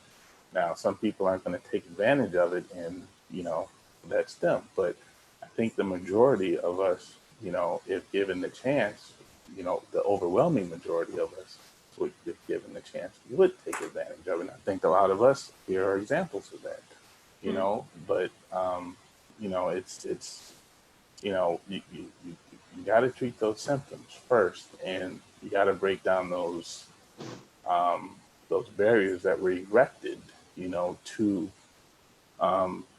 you know, erected in front of us, you know, to kind of to start and perpetuate that cycle if, you know, we're going to make change. Okay. Well, thank you. You guys, I know a lot of you kind of want to jump in, and I'm gonna call on Corn, but when you want to jump in, throw up your little hand signal in your little box. You know, I don't want to miss anybody. I really don't. Cornelius. Yes. Just to kind of answer Apostle Deon's question, I think that until we treat this as a humanity problem, and it kind of speaks to what everybody else is saying, until we speak to this as a humanity problem and not so much specifically geared towards just, you know, it's black people trying to get us to understand how black people are perceived. I think until everyone views this as, hey, this is a humanity problem. Like I agree. This is something that we all have been granted the same freedoms, the same civil liberties. And because I'm your fellow brother, I'm your fellow man, you should see this as, hey, you know, if you see me getting my head kicked in, don't join in with people kicking my head in. Help me out. I need help, you know, and I think that's the thing that, you know, it goes back to that systemic racism. I mean, the 13th Netflix documentary really opened my eyes up. It was something I'll share with you guys. There was a convicted felon called Willie Horton, and some of you guys should speak to this, to the Reagan campaign and Bush campaign, and how they were able to kind of put a picture with the war on crime, and they put this Willie Horton convicted felon on their campaign. And so now you got this whole, you know, articulate campaign, war against crime, but it's not so much war against crime, but it's war against black people. And because Willie Horton is a black convicted felon, we want to make sure we keep guys like this off the street. So now you get this population boom of all these incarcerated criminals who are Black and who look like me, but because this campaign is, railed against Black people, that to me is a humanity problem. This is like, why are we going to this narrative against Black people? But like Jabari says, it goes back further than even now. It's beyond even when we were born. This is how society has viewed us. Even when we got to our mother's womb, we were already, we were already kind of the negative. So I think that we have to really somehow get the point across that this is a humanity problem, and we're looking at it from, yes, we're Black and we're being racially profiled. But if you as a fellow human being who does not share my race can't see this as a humanity problem, that's a larger issue. Because now, if another race, we talk about, if our women are becoming raped, no matter what color they are, that's a woman. You know what I'm saying? Yep. No matter what color that woman is, that's a woman. They need help. I think that's what I'm trying to get.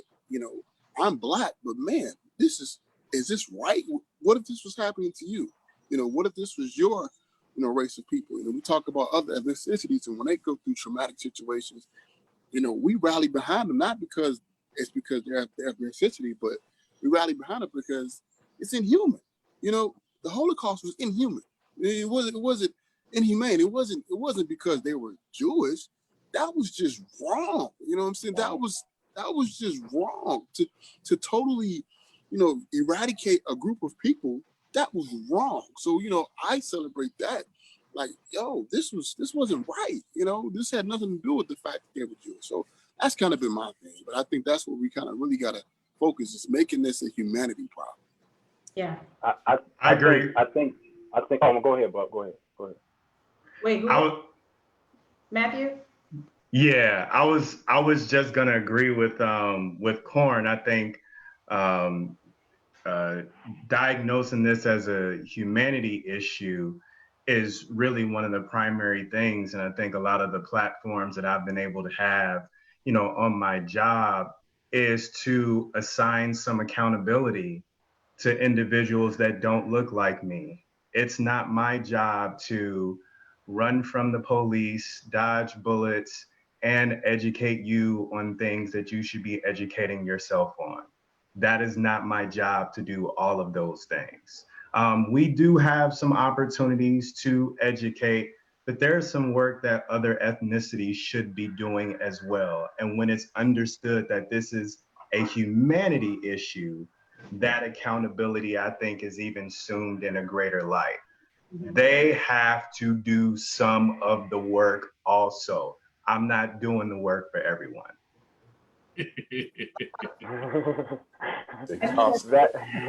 I hear you. Yeah. Listen, Marcus, you look like you wanted to say something. Did you want to add? Because I want to ask a question, and I'm going to pull some of you that haven't really been talking. You okay? All right. So there was a question that was on the floor, and I want to ask it. What does our panel feel that we as Black women can do to further help you all deal with the barriers that you face on a daily basis? Zori, you want to start? Well, I was just going to add, my wife does a good job of reminding me how to, along with the Holy Ghost, think before I respond. Because naturally, if I'm passionate about something or something is bothering me, my natural instinct is to attack and get my point across. So I've had to, she supports me in a sense of, honey, calm down, think about your children, think about the family. Even with the different protests and the things that I want to be a part of, and I was able to be a part of one, but I had to, even before I did that, make sure first I prayed about my decision and for God's covering, what it should look like when I'm amongst people who don't believe like me. And that's very key. Kind of getting off, but yeah, that's how I think my wife helps as a Black woman to support me. She serves as, honey, you're doing a good job, reassuring. And also, yeah. Love it. Yeah. I said, I guess he can only talk from his point of view with his wife. That's beautiful. I love it. Yeah. I think I'm gonna pick on somebody. Bro, I talked to you. Nobody got nothing to say. You want to be picked on? Huh? You want to be picked on? I don't call it being picked on, but I talk. Yeah. But I mean, just kind of, piggybacking it, it's just, with my wife, a lot of it is just, communication. We just want to know, what do you want, what do you need? And I know, you're saying, well, what do we need? Or how can you help us? I guess because of the way Black men have been conditioned, to be this strong, silent type, we may not be as good at communicating, as we should be or whatnot. So, it's just a big thing about, communication, being able to say how you feel and being able to understand, how the Black woman feels or, how they feel towards you. But just, opening up those lines of communication, it's a two-way street. And, I think, it's always one of those things where it's like, you always feel glad to come home because you're coming home, to somebody who understands you. And, you're out there fighting these battles, but you're coming home to somebody who, cares about you and, they're on your side and, and you can kind of let go at that point. But, you kind of have to get to that point. And, and I think a lot of that is just through communication. So, it's just a constant communication about how you feel, how she feels, and just, what do you need, what kind of weapons can I give you, to go out and fight, whatever, however that may be, prayer or just, constant interaction, just support, all of that. It's just, it's like you're getting a constant rearming of yourself to, to be able to go out and fight another day. But, I think it all starts with communication. Okay. Marcus. Well, if I got to talk about my wife and the help that she gives, for the viewers that know my wife, she's a little sassy. So, some of the things that she has taught me, though, because Jabari said it, we've been taught and conditioned to be strong, but silent. My wife is not silent. She will speak her mind, and I think that's one thing. I'll be honest. We'll be married for 9 years here, and she's taught me how to open up my voice when things are not right, when things need to be said, when I need to address things. She's taught me that. And as a Black man, I've never had that before. I grew up with my brother here, Mathais, and that was it. And me and him. And that was how, that was how we were raised. And it wasn't wrong, but we didn't have that female figure in my mom was there, but we didn't have a sister or anything to really show us that side. So my wife has truly shown me that. But then she also just recently made me realize something. If you guys watched The Last Dance with Michael Jordan, he used to just make things up in his head to motivate himself. And I'll be honest, I did the same thing. And I realized that I wasn't doing it for the right reasons, though. And I was doing it to, as a Black man, showcase what I could do because I was trying to prove myself and I was trying to, do it for the wrong reasons because you was trying to get a vendetta or say, aha, I got it. But at the end of the day, you do it because you took advantage of situations and you want to show, to Matthias's point, you want to show what this, I'm in the middle between Michael Jordan and the guy on the corner. I want to show them that you can do it if you do it the proper way.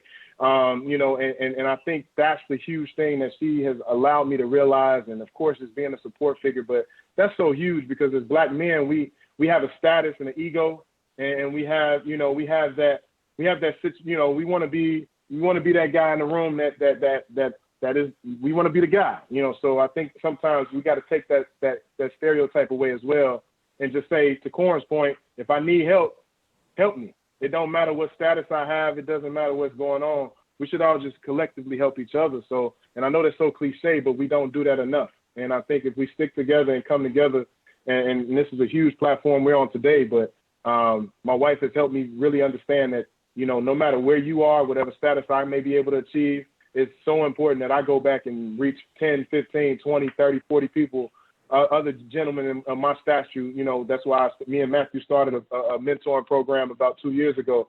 And we really have moved into that realm of pushing our individuals into that mode. So yeah, that's pretty much what I have. Beautiful, beautiful. Michael.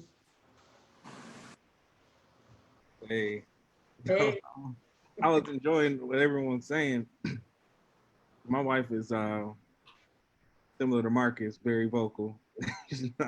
I didn't marry a church mouse, that's for sure. So she's gonna let you know how she feels on things. And I appreciate the spiritual aspect, which I think was Zori mentioned earlier.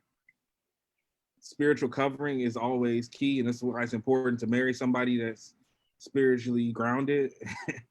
You know what I'm saying? Because, you know, it helps, you know, as simple as it may seem, you know, on those corner store runs, it wasn't a time that she wouldn't be like, hey, make sure your mask is on and let me pray for you real quick before you head out. You know what I'm saying? Just those little things, man. Like, I didn't think I would get that when I was dating her. Like, I'm not just blowing my wife, so let me stop. It's not just about my wife. What I'm saying is, it's important for our Black women to spiritually uphold, even if you're in a single situation. You know what I'm saying?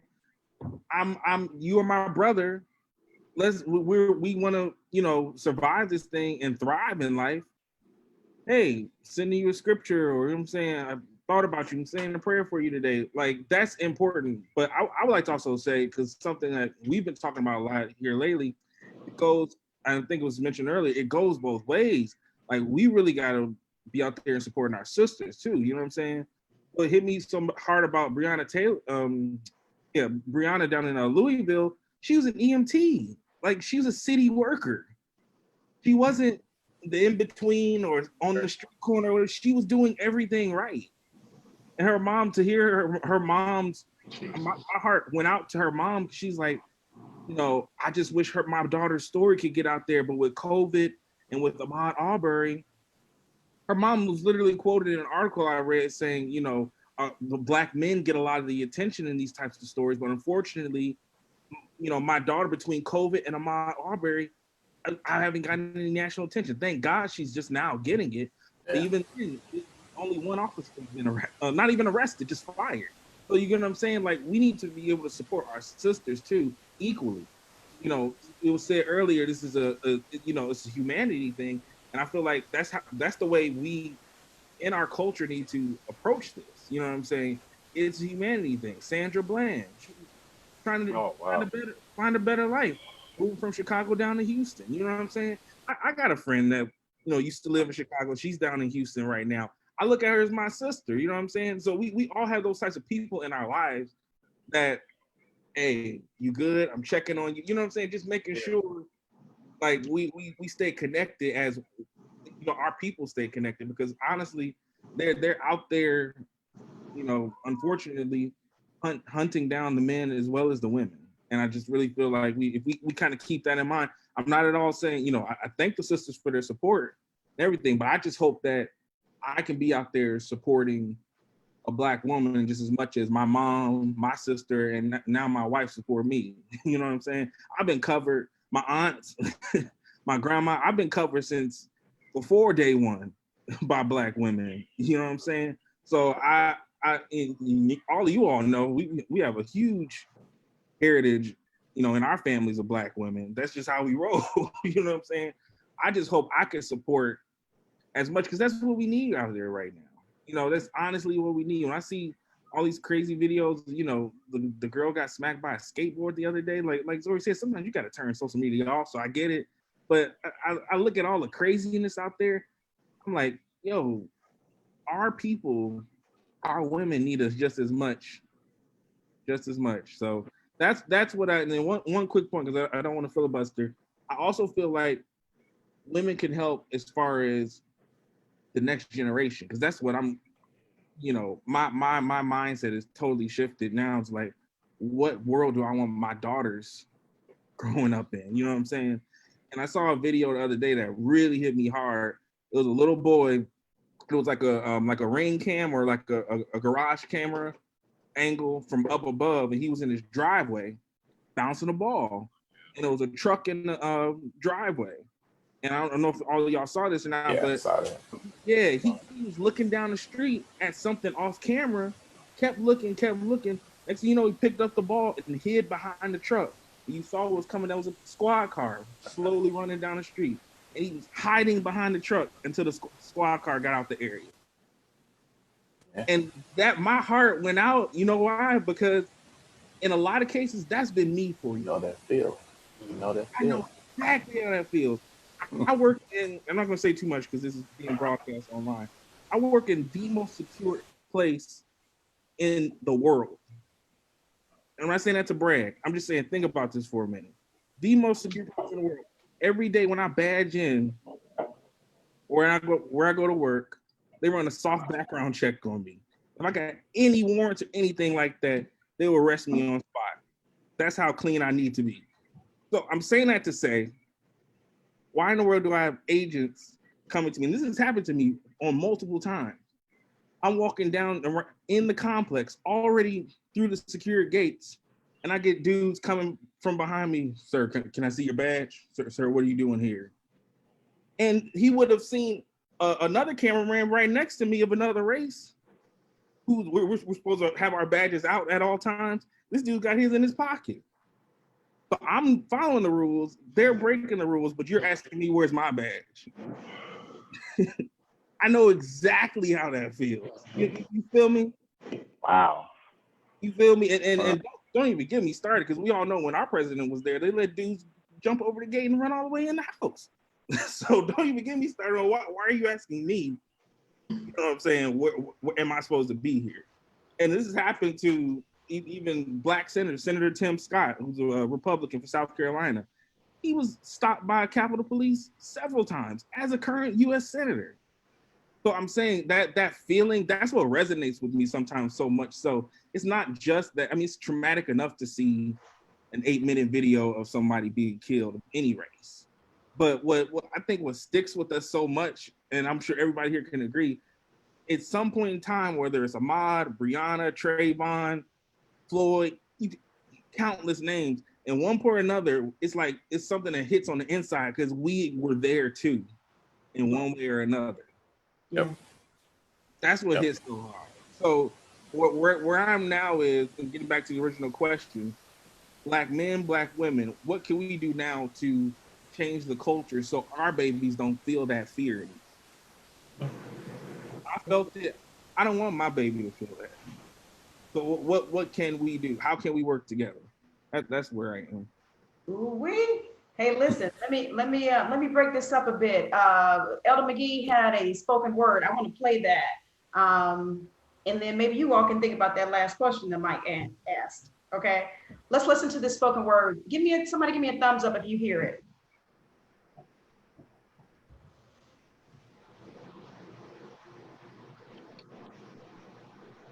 My hands are up and I can't breathe. Signs of surrender and no more wind in my sail. Submitted for your approval. There's no need to get angry because my hands are up and I can't breathe. Even though I haven't done anything wrong in the eyes of the law. In the eyes of the law. In the eyes of the law.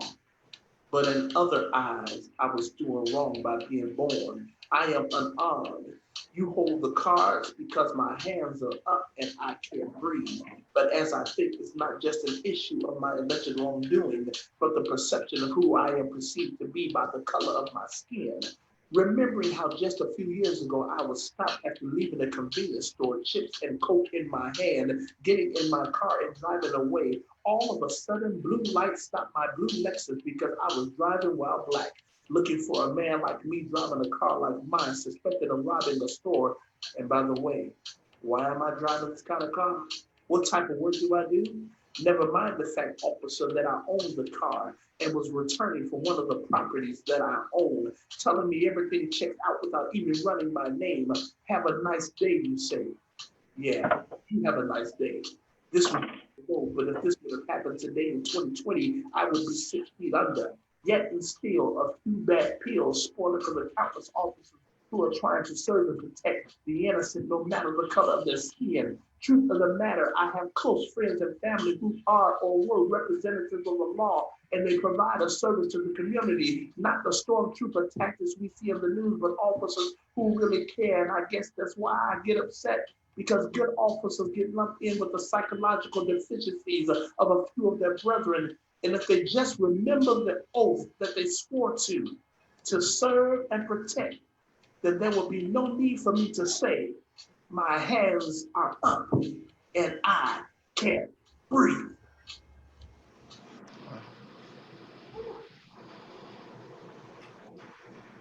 Wow. Yeah, wow.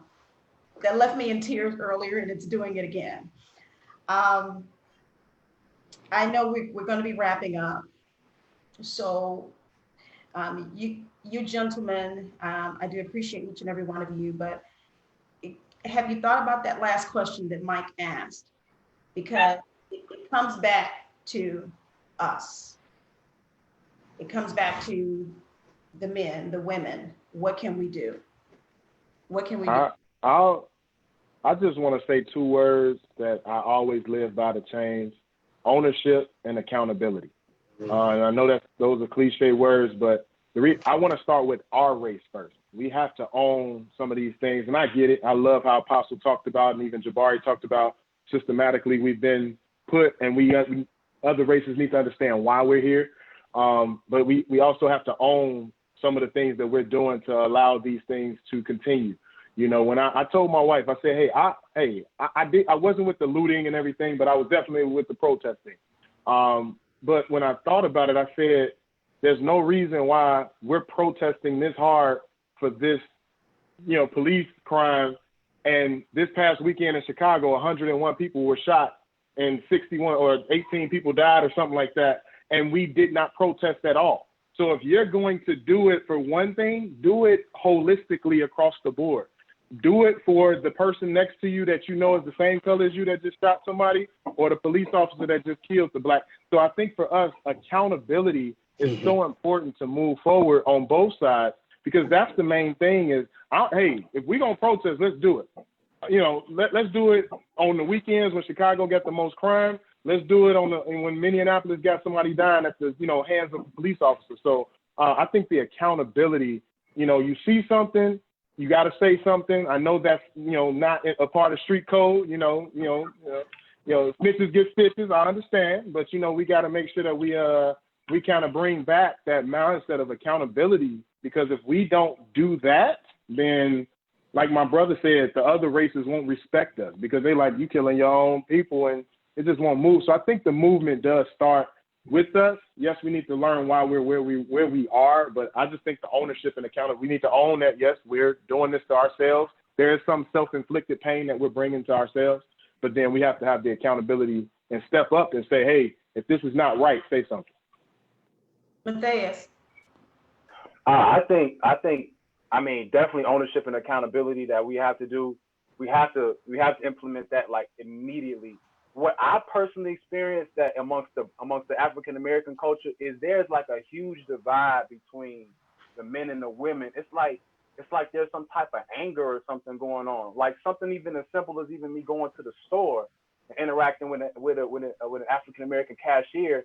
It's like their vibe is different than and vice versa. Even sometimes for the African American men to the males, and I'm just like, why are we treating each other like this? So I think we need to start, like you said, we got to start at home first. I mean, we got to start at home. Why are we angry at each other? We need to be on the same team, going in the same direction, going and going at the same speed, because these are the things, these types of holes in our foundation are going to get exposed, when we try to move forward, but we can't move forward because the black man is angry at the black woman, or the black woman is angry at the black man. We got to come together and heal. We got to come together and heal and address the other question that was on the table. Of course, as wives or spouses to your, my wife, she provides a palette, for me to talk to her. Because, it's a lot of stuff, as all of us have mentioned, that we go through on a day-to-day. So many things that we go through as men. And, you know, you got to have that outlet to be able to talk and to be able to convey your deep, dark feelings. And those are the things that, as Black women, I feel like, especially if you a spouse, you got to be able to have an open environment for your husband to be able to. He needs to be able to find solace in his home.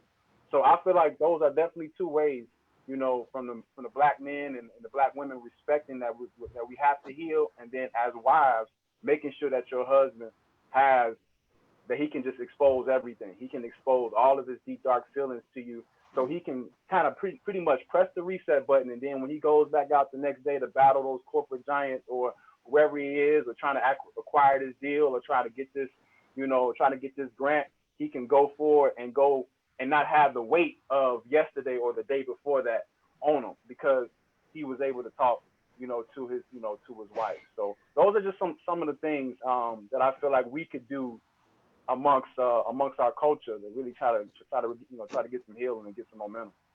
Love it. Matthew, I think he's my only panelist that's not married. But Yeah. Yeah. For now. Yeah, for now. Speak that into my life, my brother. I think, you know, so much of my single life is obviously focused on me, and, you know, it's really easy to get caught up in the, you know, I'm trying to get my forward movement, onward and upward and all of that. But I've really had to check myself. The accountability is one of my favorite words, because I assess it to myself before I will assess it to others. But the whole "that's not my problem" thing has to go. That has to die a fiery death. It is my problem. You know, young men that are struggling, you know, transitioning from high school to college and don't understand how to navigate, you know, the testing and, the college application process. You know, that is my problem. That kind of barrier, that kind of break, you know, is sort of what perpetuates a system. Well, look, I couldn't get into college, so I'm gonna just go sell drugs. Like, it's so quick. It's so quick. That one misstep of not assisting that young man to get from A to B takes him all the way into a different direction. I know Marcus mentioned, you know, our mentoring group that we started. It's my problem too. I'm not out in the streets. I'm not selling drugs, but that's my problem too. You know, I'm not beating women or anything like that, but that's my problem too. So just understanding and getting into what my hands can do to help. There's so many things, so many issues going on with us, but I got to get outside of the me and mine and get into how I can help us. Love it. I love it. Oh gosh. I know we got to end this session, but I do not want to end button. Hey. Let me see. Zori. Well, just kind of add on what he was saying, making myself available. And I'm blessed right now that this is the summertime. So being in education, I have time to kind of, you know, do a little bit more than I would on a regular basis. But just investing in others and being available to listen. I think what a lot of this in our community is that people want to be heard. So being able to effectively listen, not just talk, but listen, and just see how I can help more. Mm-hmm. Okay. Cornelius. How man, I think at this point it's just educating ourselves on like how to fight it. You know, like, how do we go to our polls? Do we know where our local elections are? Do we know who are do we know who our senators are? Do we know who our state senators are? You know, do we know these things? Do we know our district court judges, not the Supreme Court judges, our district court judges? Do we understand how this stuff systemically puts us behind? I think that's how we got to really That's what I'm trying to do. My wife is huge, love her to death, love her to death. Before I married my wife, I wasn't really aware, but she forced me to understand. You got to fight locally. You got to understand who you're voting for. We're both educators, so she's really big into the union. And the teachers union really drives candidates and, their stances. And so, like, I remember when, we were elected a new governor, and that governor race came to the teachers union, and we were actually there to see their stances on how they treat teachers. And so when you understand like what you do for a living and how it affects locally when you're voting, I think that's how we fight it. That's how we can change the narrative. We get our kids to not be so much entertaining, but understanding politics and understanding policies and understanding why it's important for the census and why it's understanding where you live, why it's important to understand your property taxes. Understand these things because all of this affects, poverty, why there are certain things that as Black people we're kind of stereotyped into. So I think for me, it's just really understanding is this voting situation. I think we really got to fight where we can fight, how we can be effective. And I think the best way to be effective, we can all have policy, we can all take ownership, but that ownership really starts with understanding why you're voting for the person you're voting for. And if you don't understand that, then your ownership and accountability don't mean anything, because now, while you're ownership and you're owning everything, but you don't know where you stand. You don't know the politics of why you're owning what you own. That's why I want to kind of take my platform to. All right, love it. All right, I know we're wrapping. Jabari, can you give me a couple of minutes? I've heard so much and I'm trying to write down notes too. Jabari. I'll talk real quick because I can talk about this all night. I don't talk a lot, as y'all know, but this I can talk about all night. But I want kind of piggyback Mark to set the tone here about ownership and accountability. And, I'm a big proponent of history. And when you look at history in this country of different cultures, Jewish people came over here, Irish people, Italians, German, when they all came over, a lot of them weren't looked upon, they were discriminated against and they were, talked down against, just like us. Of course, they came over under different circumstances than we did. But, it's when they got together, got in there, they built up their own communities and, cycled their resources within themselves and, was able to build upon themselves that, they begin to get some semblance of stability here and begin to integrate themselves into society. And, and that's one thing that we've had trouble with now. Of course, we've tried, everybody knows about what happened in Tulsa. That was a thriving community that we had that was all self-contained and we had everything we needed there to survive, and that's happened in other parts of the country. If you talk about like the Reconstruction period, which is something that we don't talk about in classes in school, but, Blacks were building their own cities and their own neighborhoods and, being self-sufficient. Even something like the Negro Leagues, when it got to the time to where they wanted to take some of our players and take them into the majors, our teams were just as good. But, so, we've had a history of building our own, and, it's kind of like we have to kind of get back to that. And, you kind of keep those dollars and resources, within amongst our own, and, we kind of become self-sufficient. And that's just the way this country is. That's kind of the, I don't know if the word is easiest, but best way to integrate into society and make our voice be heard, and be powerful. And it's so, but that's just something that we have to do ourselves. And, the more we, kind of stay splintered, that you'll just never achieve that. Because like you say, if we don't care about ourselves, they're not going to care about us. Right. So, I'll just, I got more to say, but I'll just leave it at that.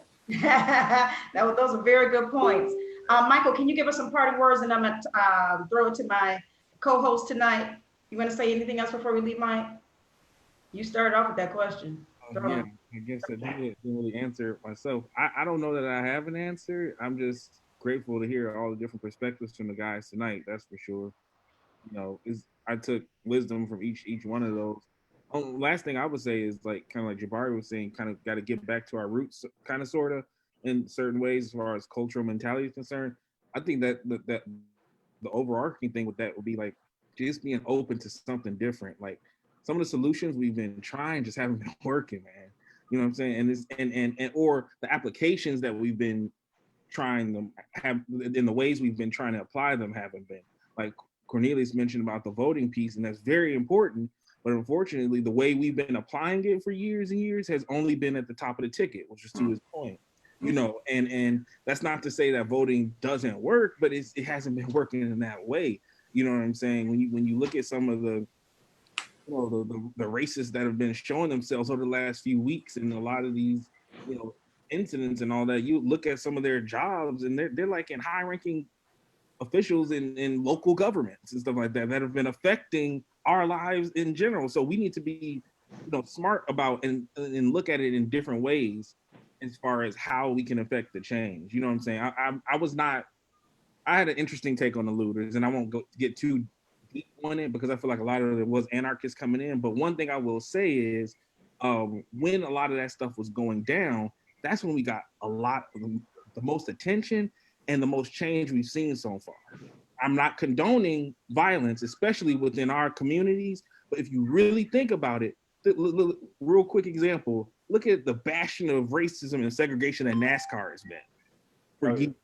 And brothers have not been part of that at all. And for them to lead all of the major sports in their response to this situation, what else can we attribute that to other than the fact that, go back to the Civil War, General Sherman and his scorched earth policy. The South did not fully surrender until the North started burning their crops and their plantations, until they went to the heart of the economy and said, no holds barred, it's over with. So I know I'm saying a lot, but all I'm saying is different applications, because what we've been trying hasn't necessarily been working.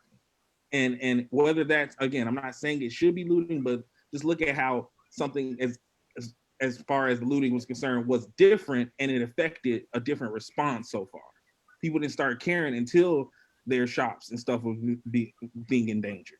So I feel like if we can find another constructive way in a lot of these different areas that's different, and even if that is, teaching our own babies, like y'all was saying earlier, hey, this is how our culture was, this is how we were going to move forward. We got to just we got to embrace something different. That's all I'm saying. I feel like if we embrace something different, maybe we'll have a different result. Love it. Love it. Apostle. Sometimes I say apostle. Did you have your hand up, Matthew? Yeah, I just wanted to read something real quick. Every time I hear the phrase, I fit the description, I think about this poem. Just wanted to read it, and I'll kick it over to the apostle. It goes like this. They tell us to pull up our pants and it'll be okay. But I can't help but notice the black men lynched in three-piece suits from back in the day. That is called respectable genocide. Mm. Mm. Oh, my. Apostle? Matt, first of all, I appreciate all of you guys. This was off the chain. I know that's an old term. I'm Generation X, so I know that's Apostle. You know what I mean? But this was off the chain, off the hook, whatever the saying is, that's what this was. You guys are amazing. And just the dialogue and the intellect, and to intelligently talk about this topic, something that is so heavy, but so dear and so meaningful. I appreciate just being able to listen to you guys. I feel like I was fed tonight from all of you, each and every one of you. And so I thank God for this. And I thank God for Annette. This was awesome, Annette. This was awesome. Can I say something about the women? Of course you can. You know what? I think the women have been doing their job. I really do. The women have been amazing down through the years, from the 3 Black women, the mothers that started the whole Black Lives Matter movement. And you can go back to all the way back to Rosa Parks. You know, I think women have been there for us. And there's a documentary I just watched last night with Pastor Cece, my wife, and it was the rape of Reese Taylor. It's on Stars, on the Stars Network, and it's called The Rape of Reese Taylor. It took place back in 1944, and she was raped by 6 or 7 white teenagers. And it just chronicles what she went through and all the pain and anguish, and how even Rosa Parks back in 1944, because she was working for the NAACP before she sat down on the bus and said she wasn't moving, she helped try to get her story out there. And it just talked about how the African-American women have been so instrumental, boots on the ground, in all of the civil rights movements. You know, the bus boycott, the Montgomery bus boycott, that was Black women refusing not to go to work, ride the bus to go to work. They walked to work. And so our Black women have been on point. And, you know, what I would suggest for us is that just that we, whatever, I can't remember who it was. I think it was Mathais, who was saying that there's some healing that has to come, you know, within the Black community, between males and females, and even males and males and females and females. Right. I would just say we need to pray for unity and healing. And the more we galvanize our work and our efforts, the greater our effects are going to be. So that's all I have to say. But I had a wonderful time tonight. Well, thank you, Apostle. I can't begin to thank each of you. What I'm feeling inside, this has been tremendous. I wanted to stick to my 2 hours. I know we're just like about 10 minutes over, so you all forgive me, because I try to stay with my word. But this has been so intense, and we really didn't even scratch the surface, if you will. I saw your minds just going. I did, each of you, even when the others were talking, and you were able to relate, you were able to understand. You on Facebook Live, you on this watch party. I've been watching both of my devices here. You all have just been going off, if I can say it like that. But I do thank you. Sue, you've lit up this watch party over here with all your comments, and I'm so sorry that I didn't get a chance to read them. Sandra Richardson, I just want to recognize some people that I didn't recognize before. Auntie Stan is on, Sandra Richardson. Yo, Sandra Richardson watching, y'all see that? Hey, all right. They know what I'm talking about. And I see, I did read some things from Buddy Gill. My niece Monique on here, and she was commenting all over the Robin is on watching. DeMark Adams, hey cousin, thanks for watching. We appreciate you. Let's see here, as I'm ending, because I want to wrap up with a statement. Laura Lewis, thank you. Thanks for watching. Let's see. Oh goodness, Christine is on. Michael Lampley. And some of you may have hopped off, but I'm just going to recognize your names. Mrs. Jackson is on. Wonder who she's watching. Let's see. Okay, Marquita Ford. Oh, I like that statement. As a Black woman, I try to make a home a safe place for her husband. He has to battle so much in the world. I want him to feel able to come home and pray and be loved by myself and our family, protecting him spiritually and mentally. I read that statement because that's how I feel. I have always said, I feel the need to uplift my Black man. And that, you know, includes each of you. I feel the need to, because you are battling so much on a day-to-day basis. And some of you are breaking it down tonight that I hadn't even looked at.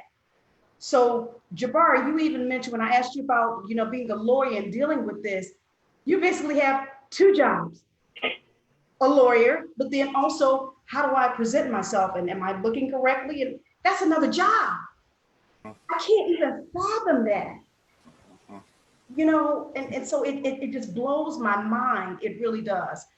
Celeste Jackson, thank you for watching. Appreciate you. Cassandra, Sherry Wells Williams, happy birthday. I think it's today.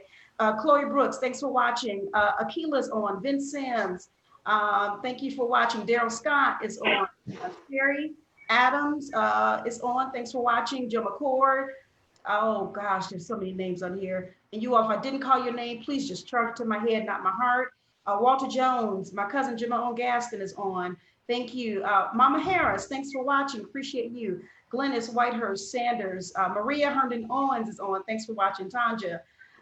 Let's see. I know all of your wives were supporting you, and I appreciate that. Your in-laws and Brianna is on. Thanks for watching.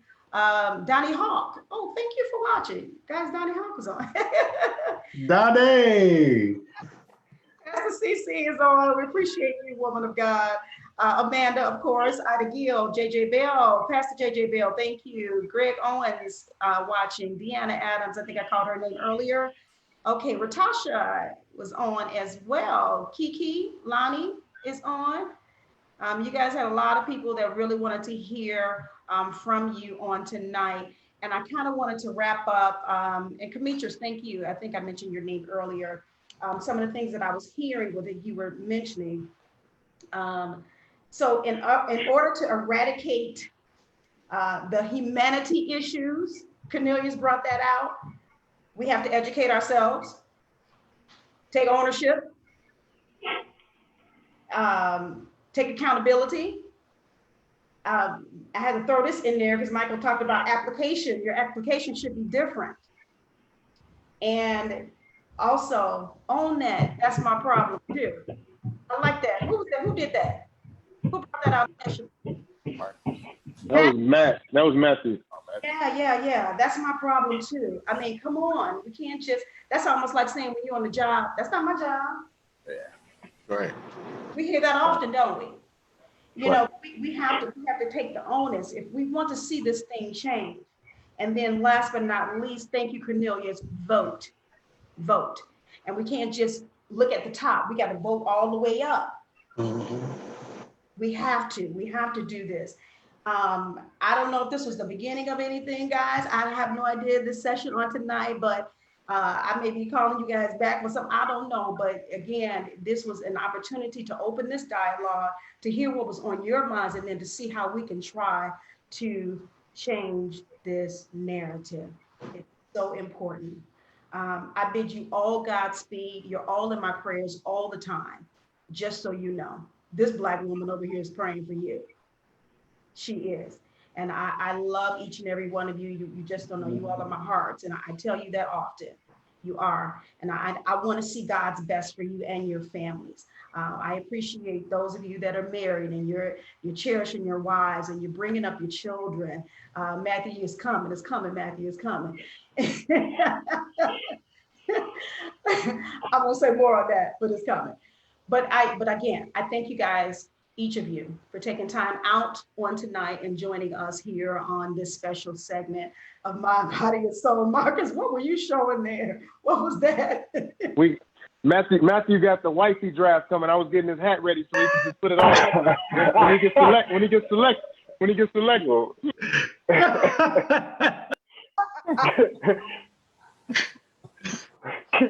We needed that laugh to wrap us up tonight.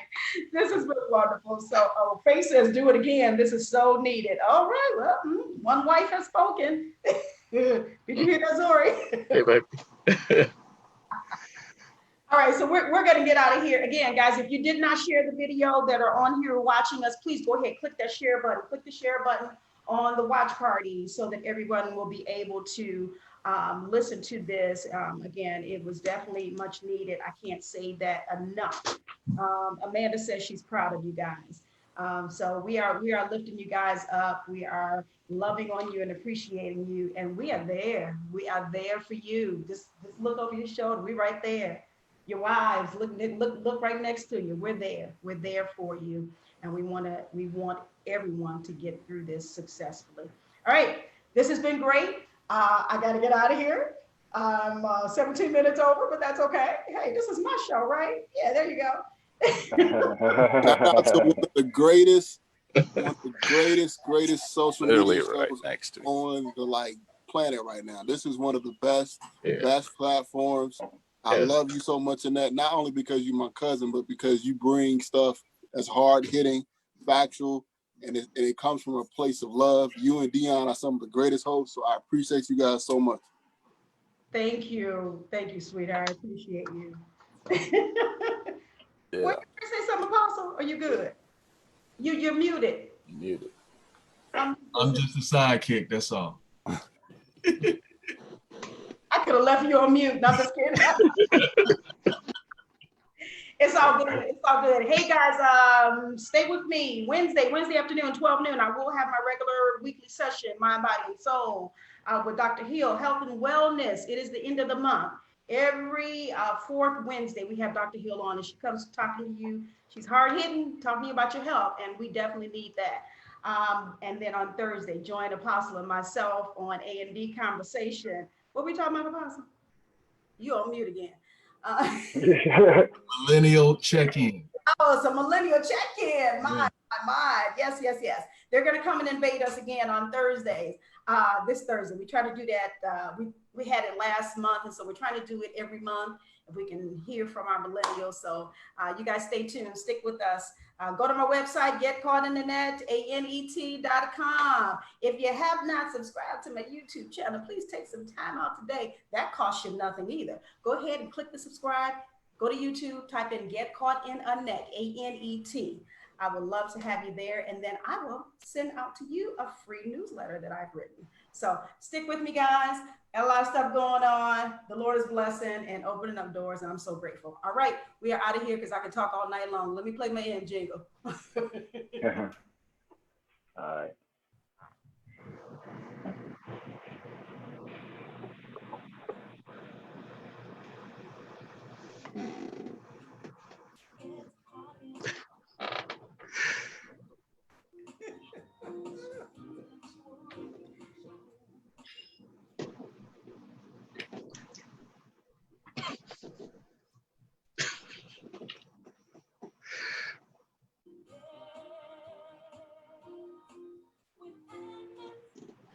All right, guys, we are out of here. Thank you all so much again. A shout out to Demetrius Hunt for that jingle, Mind, Body, and Soul with a Net. Peace. Yeah. All right.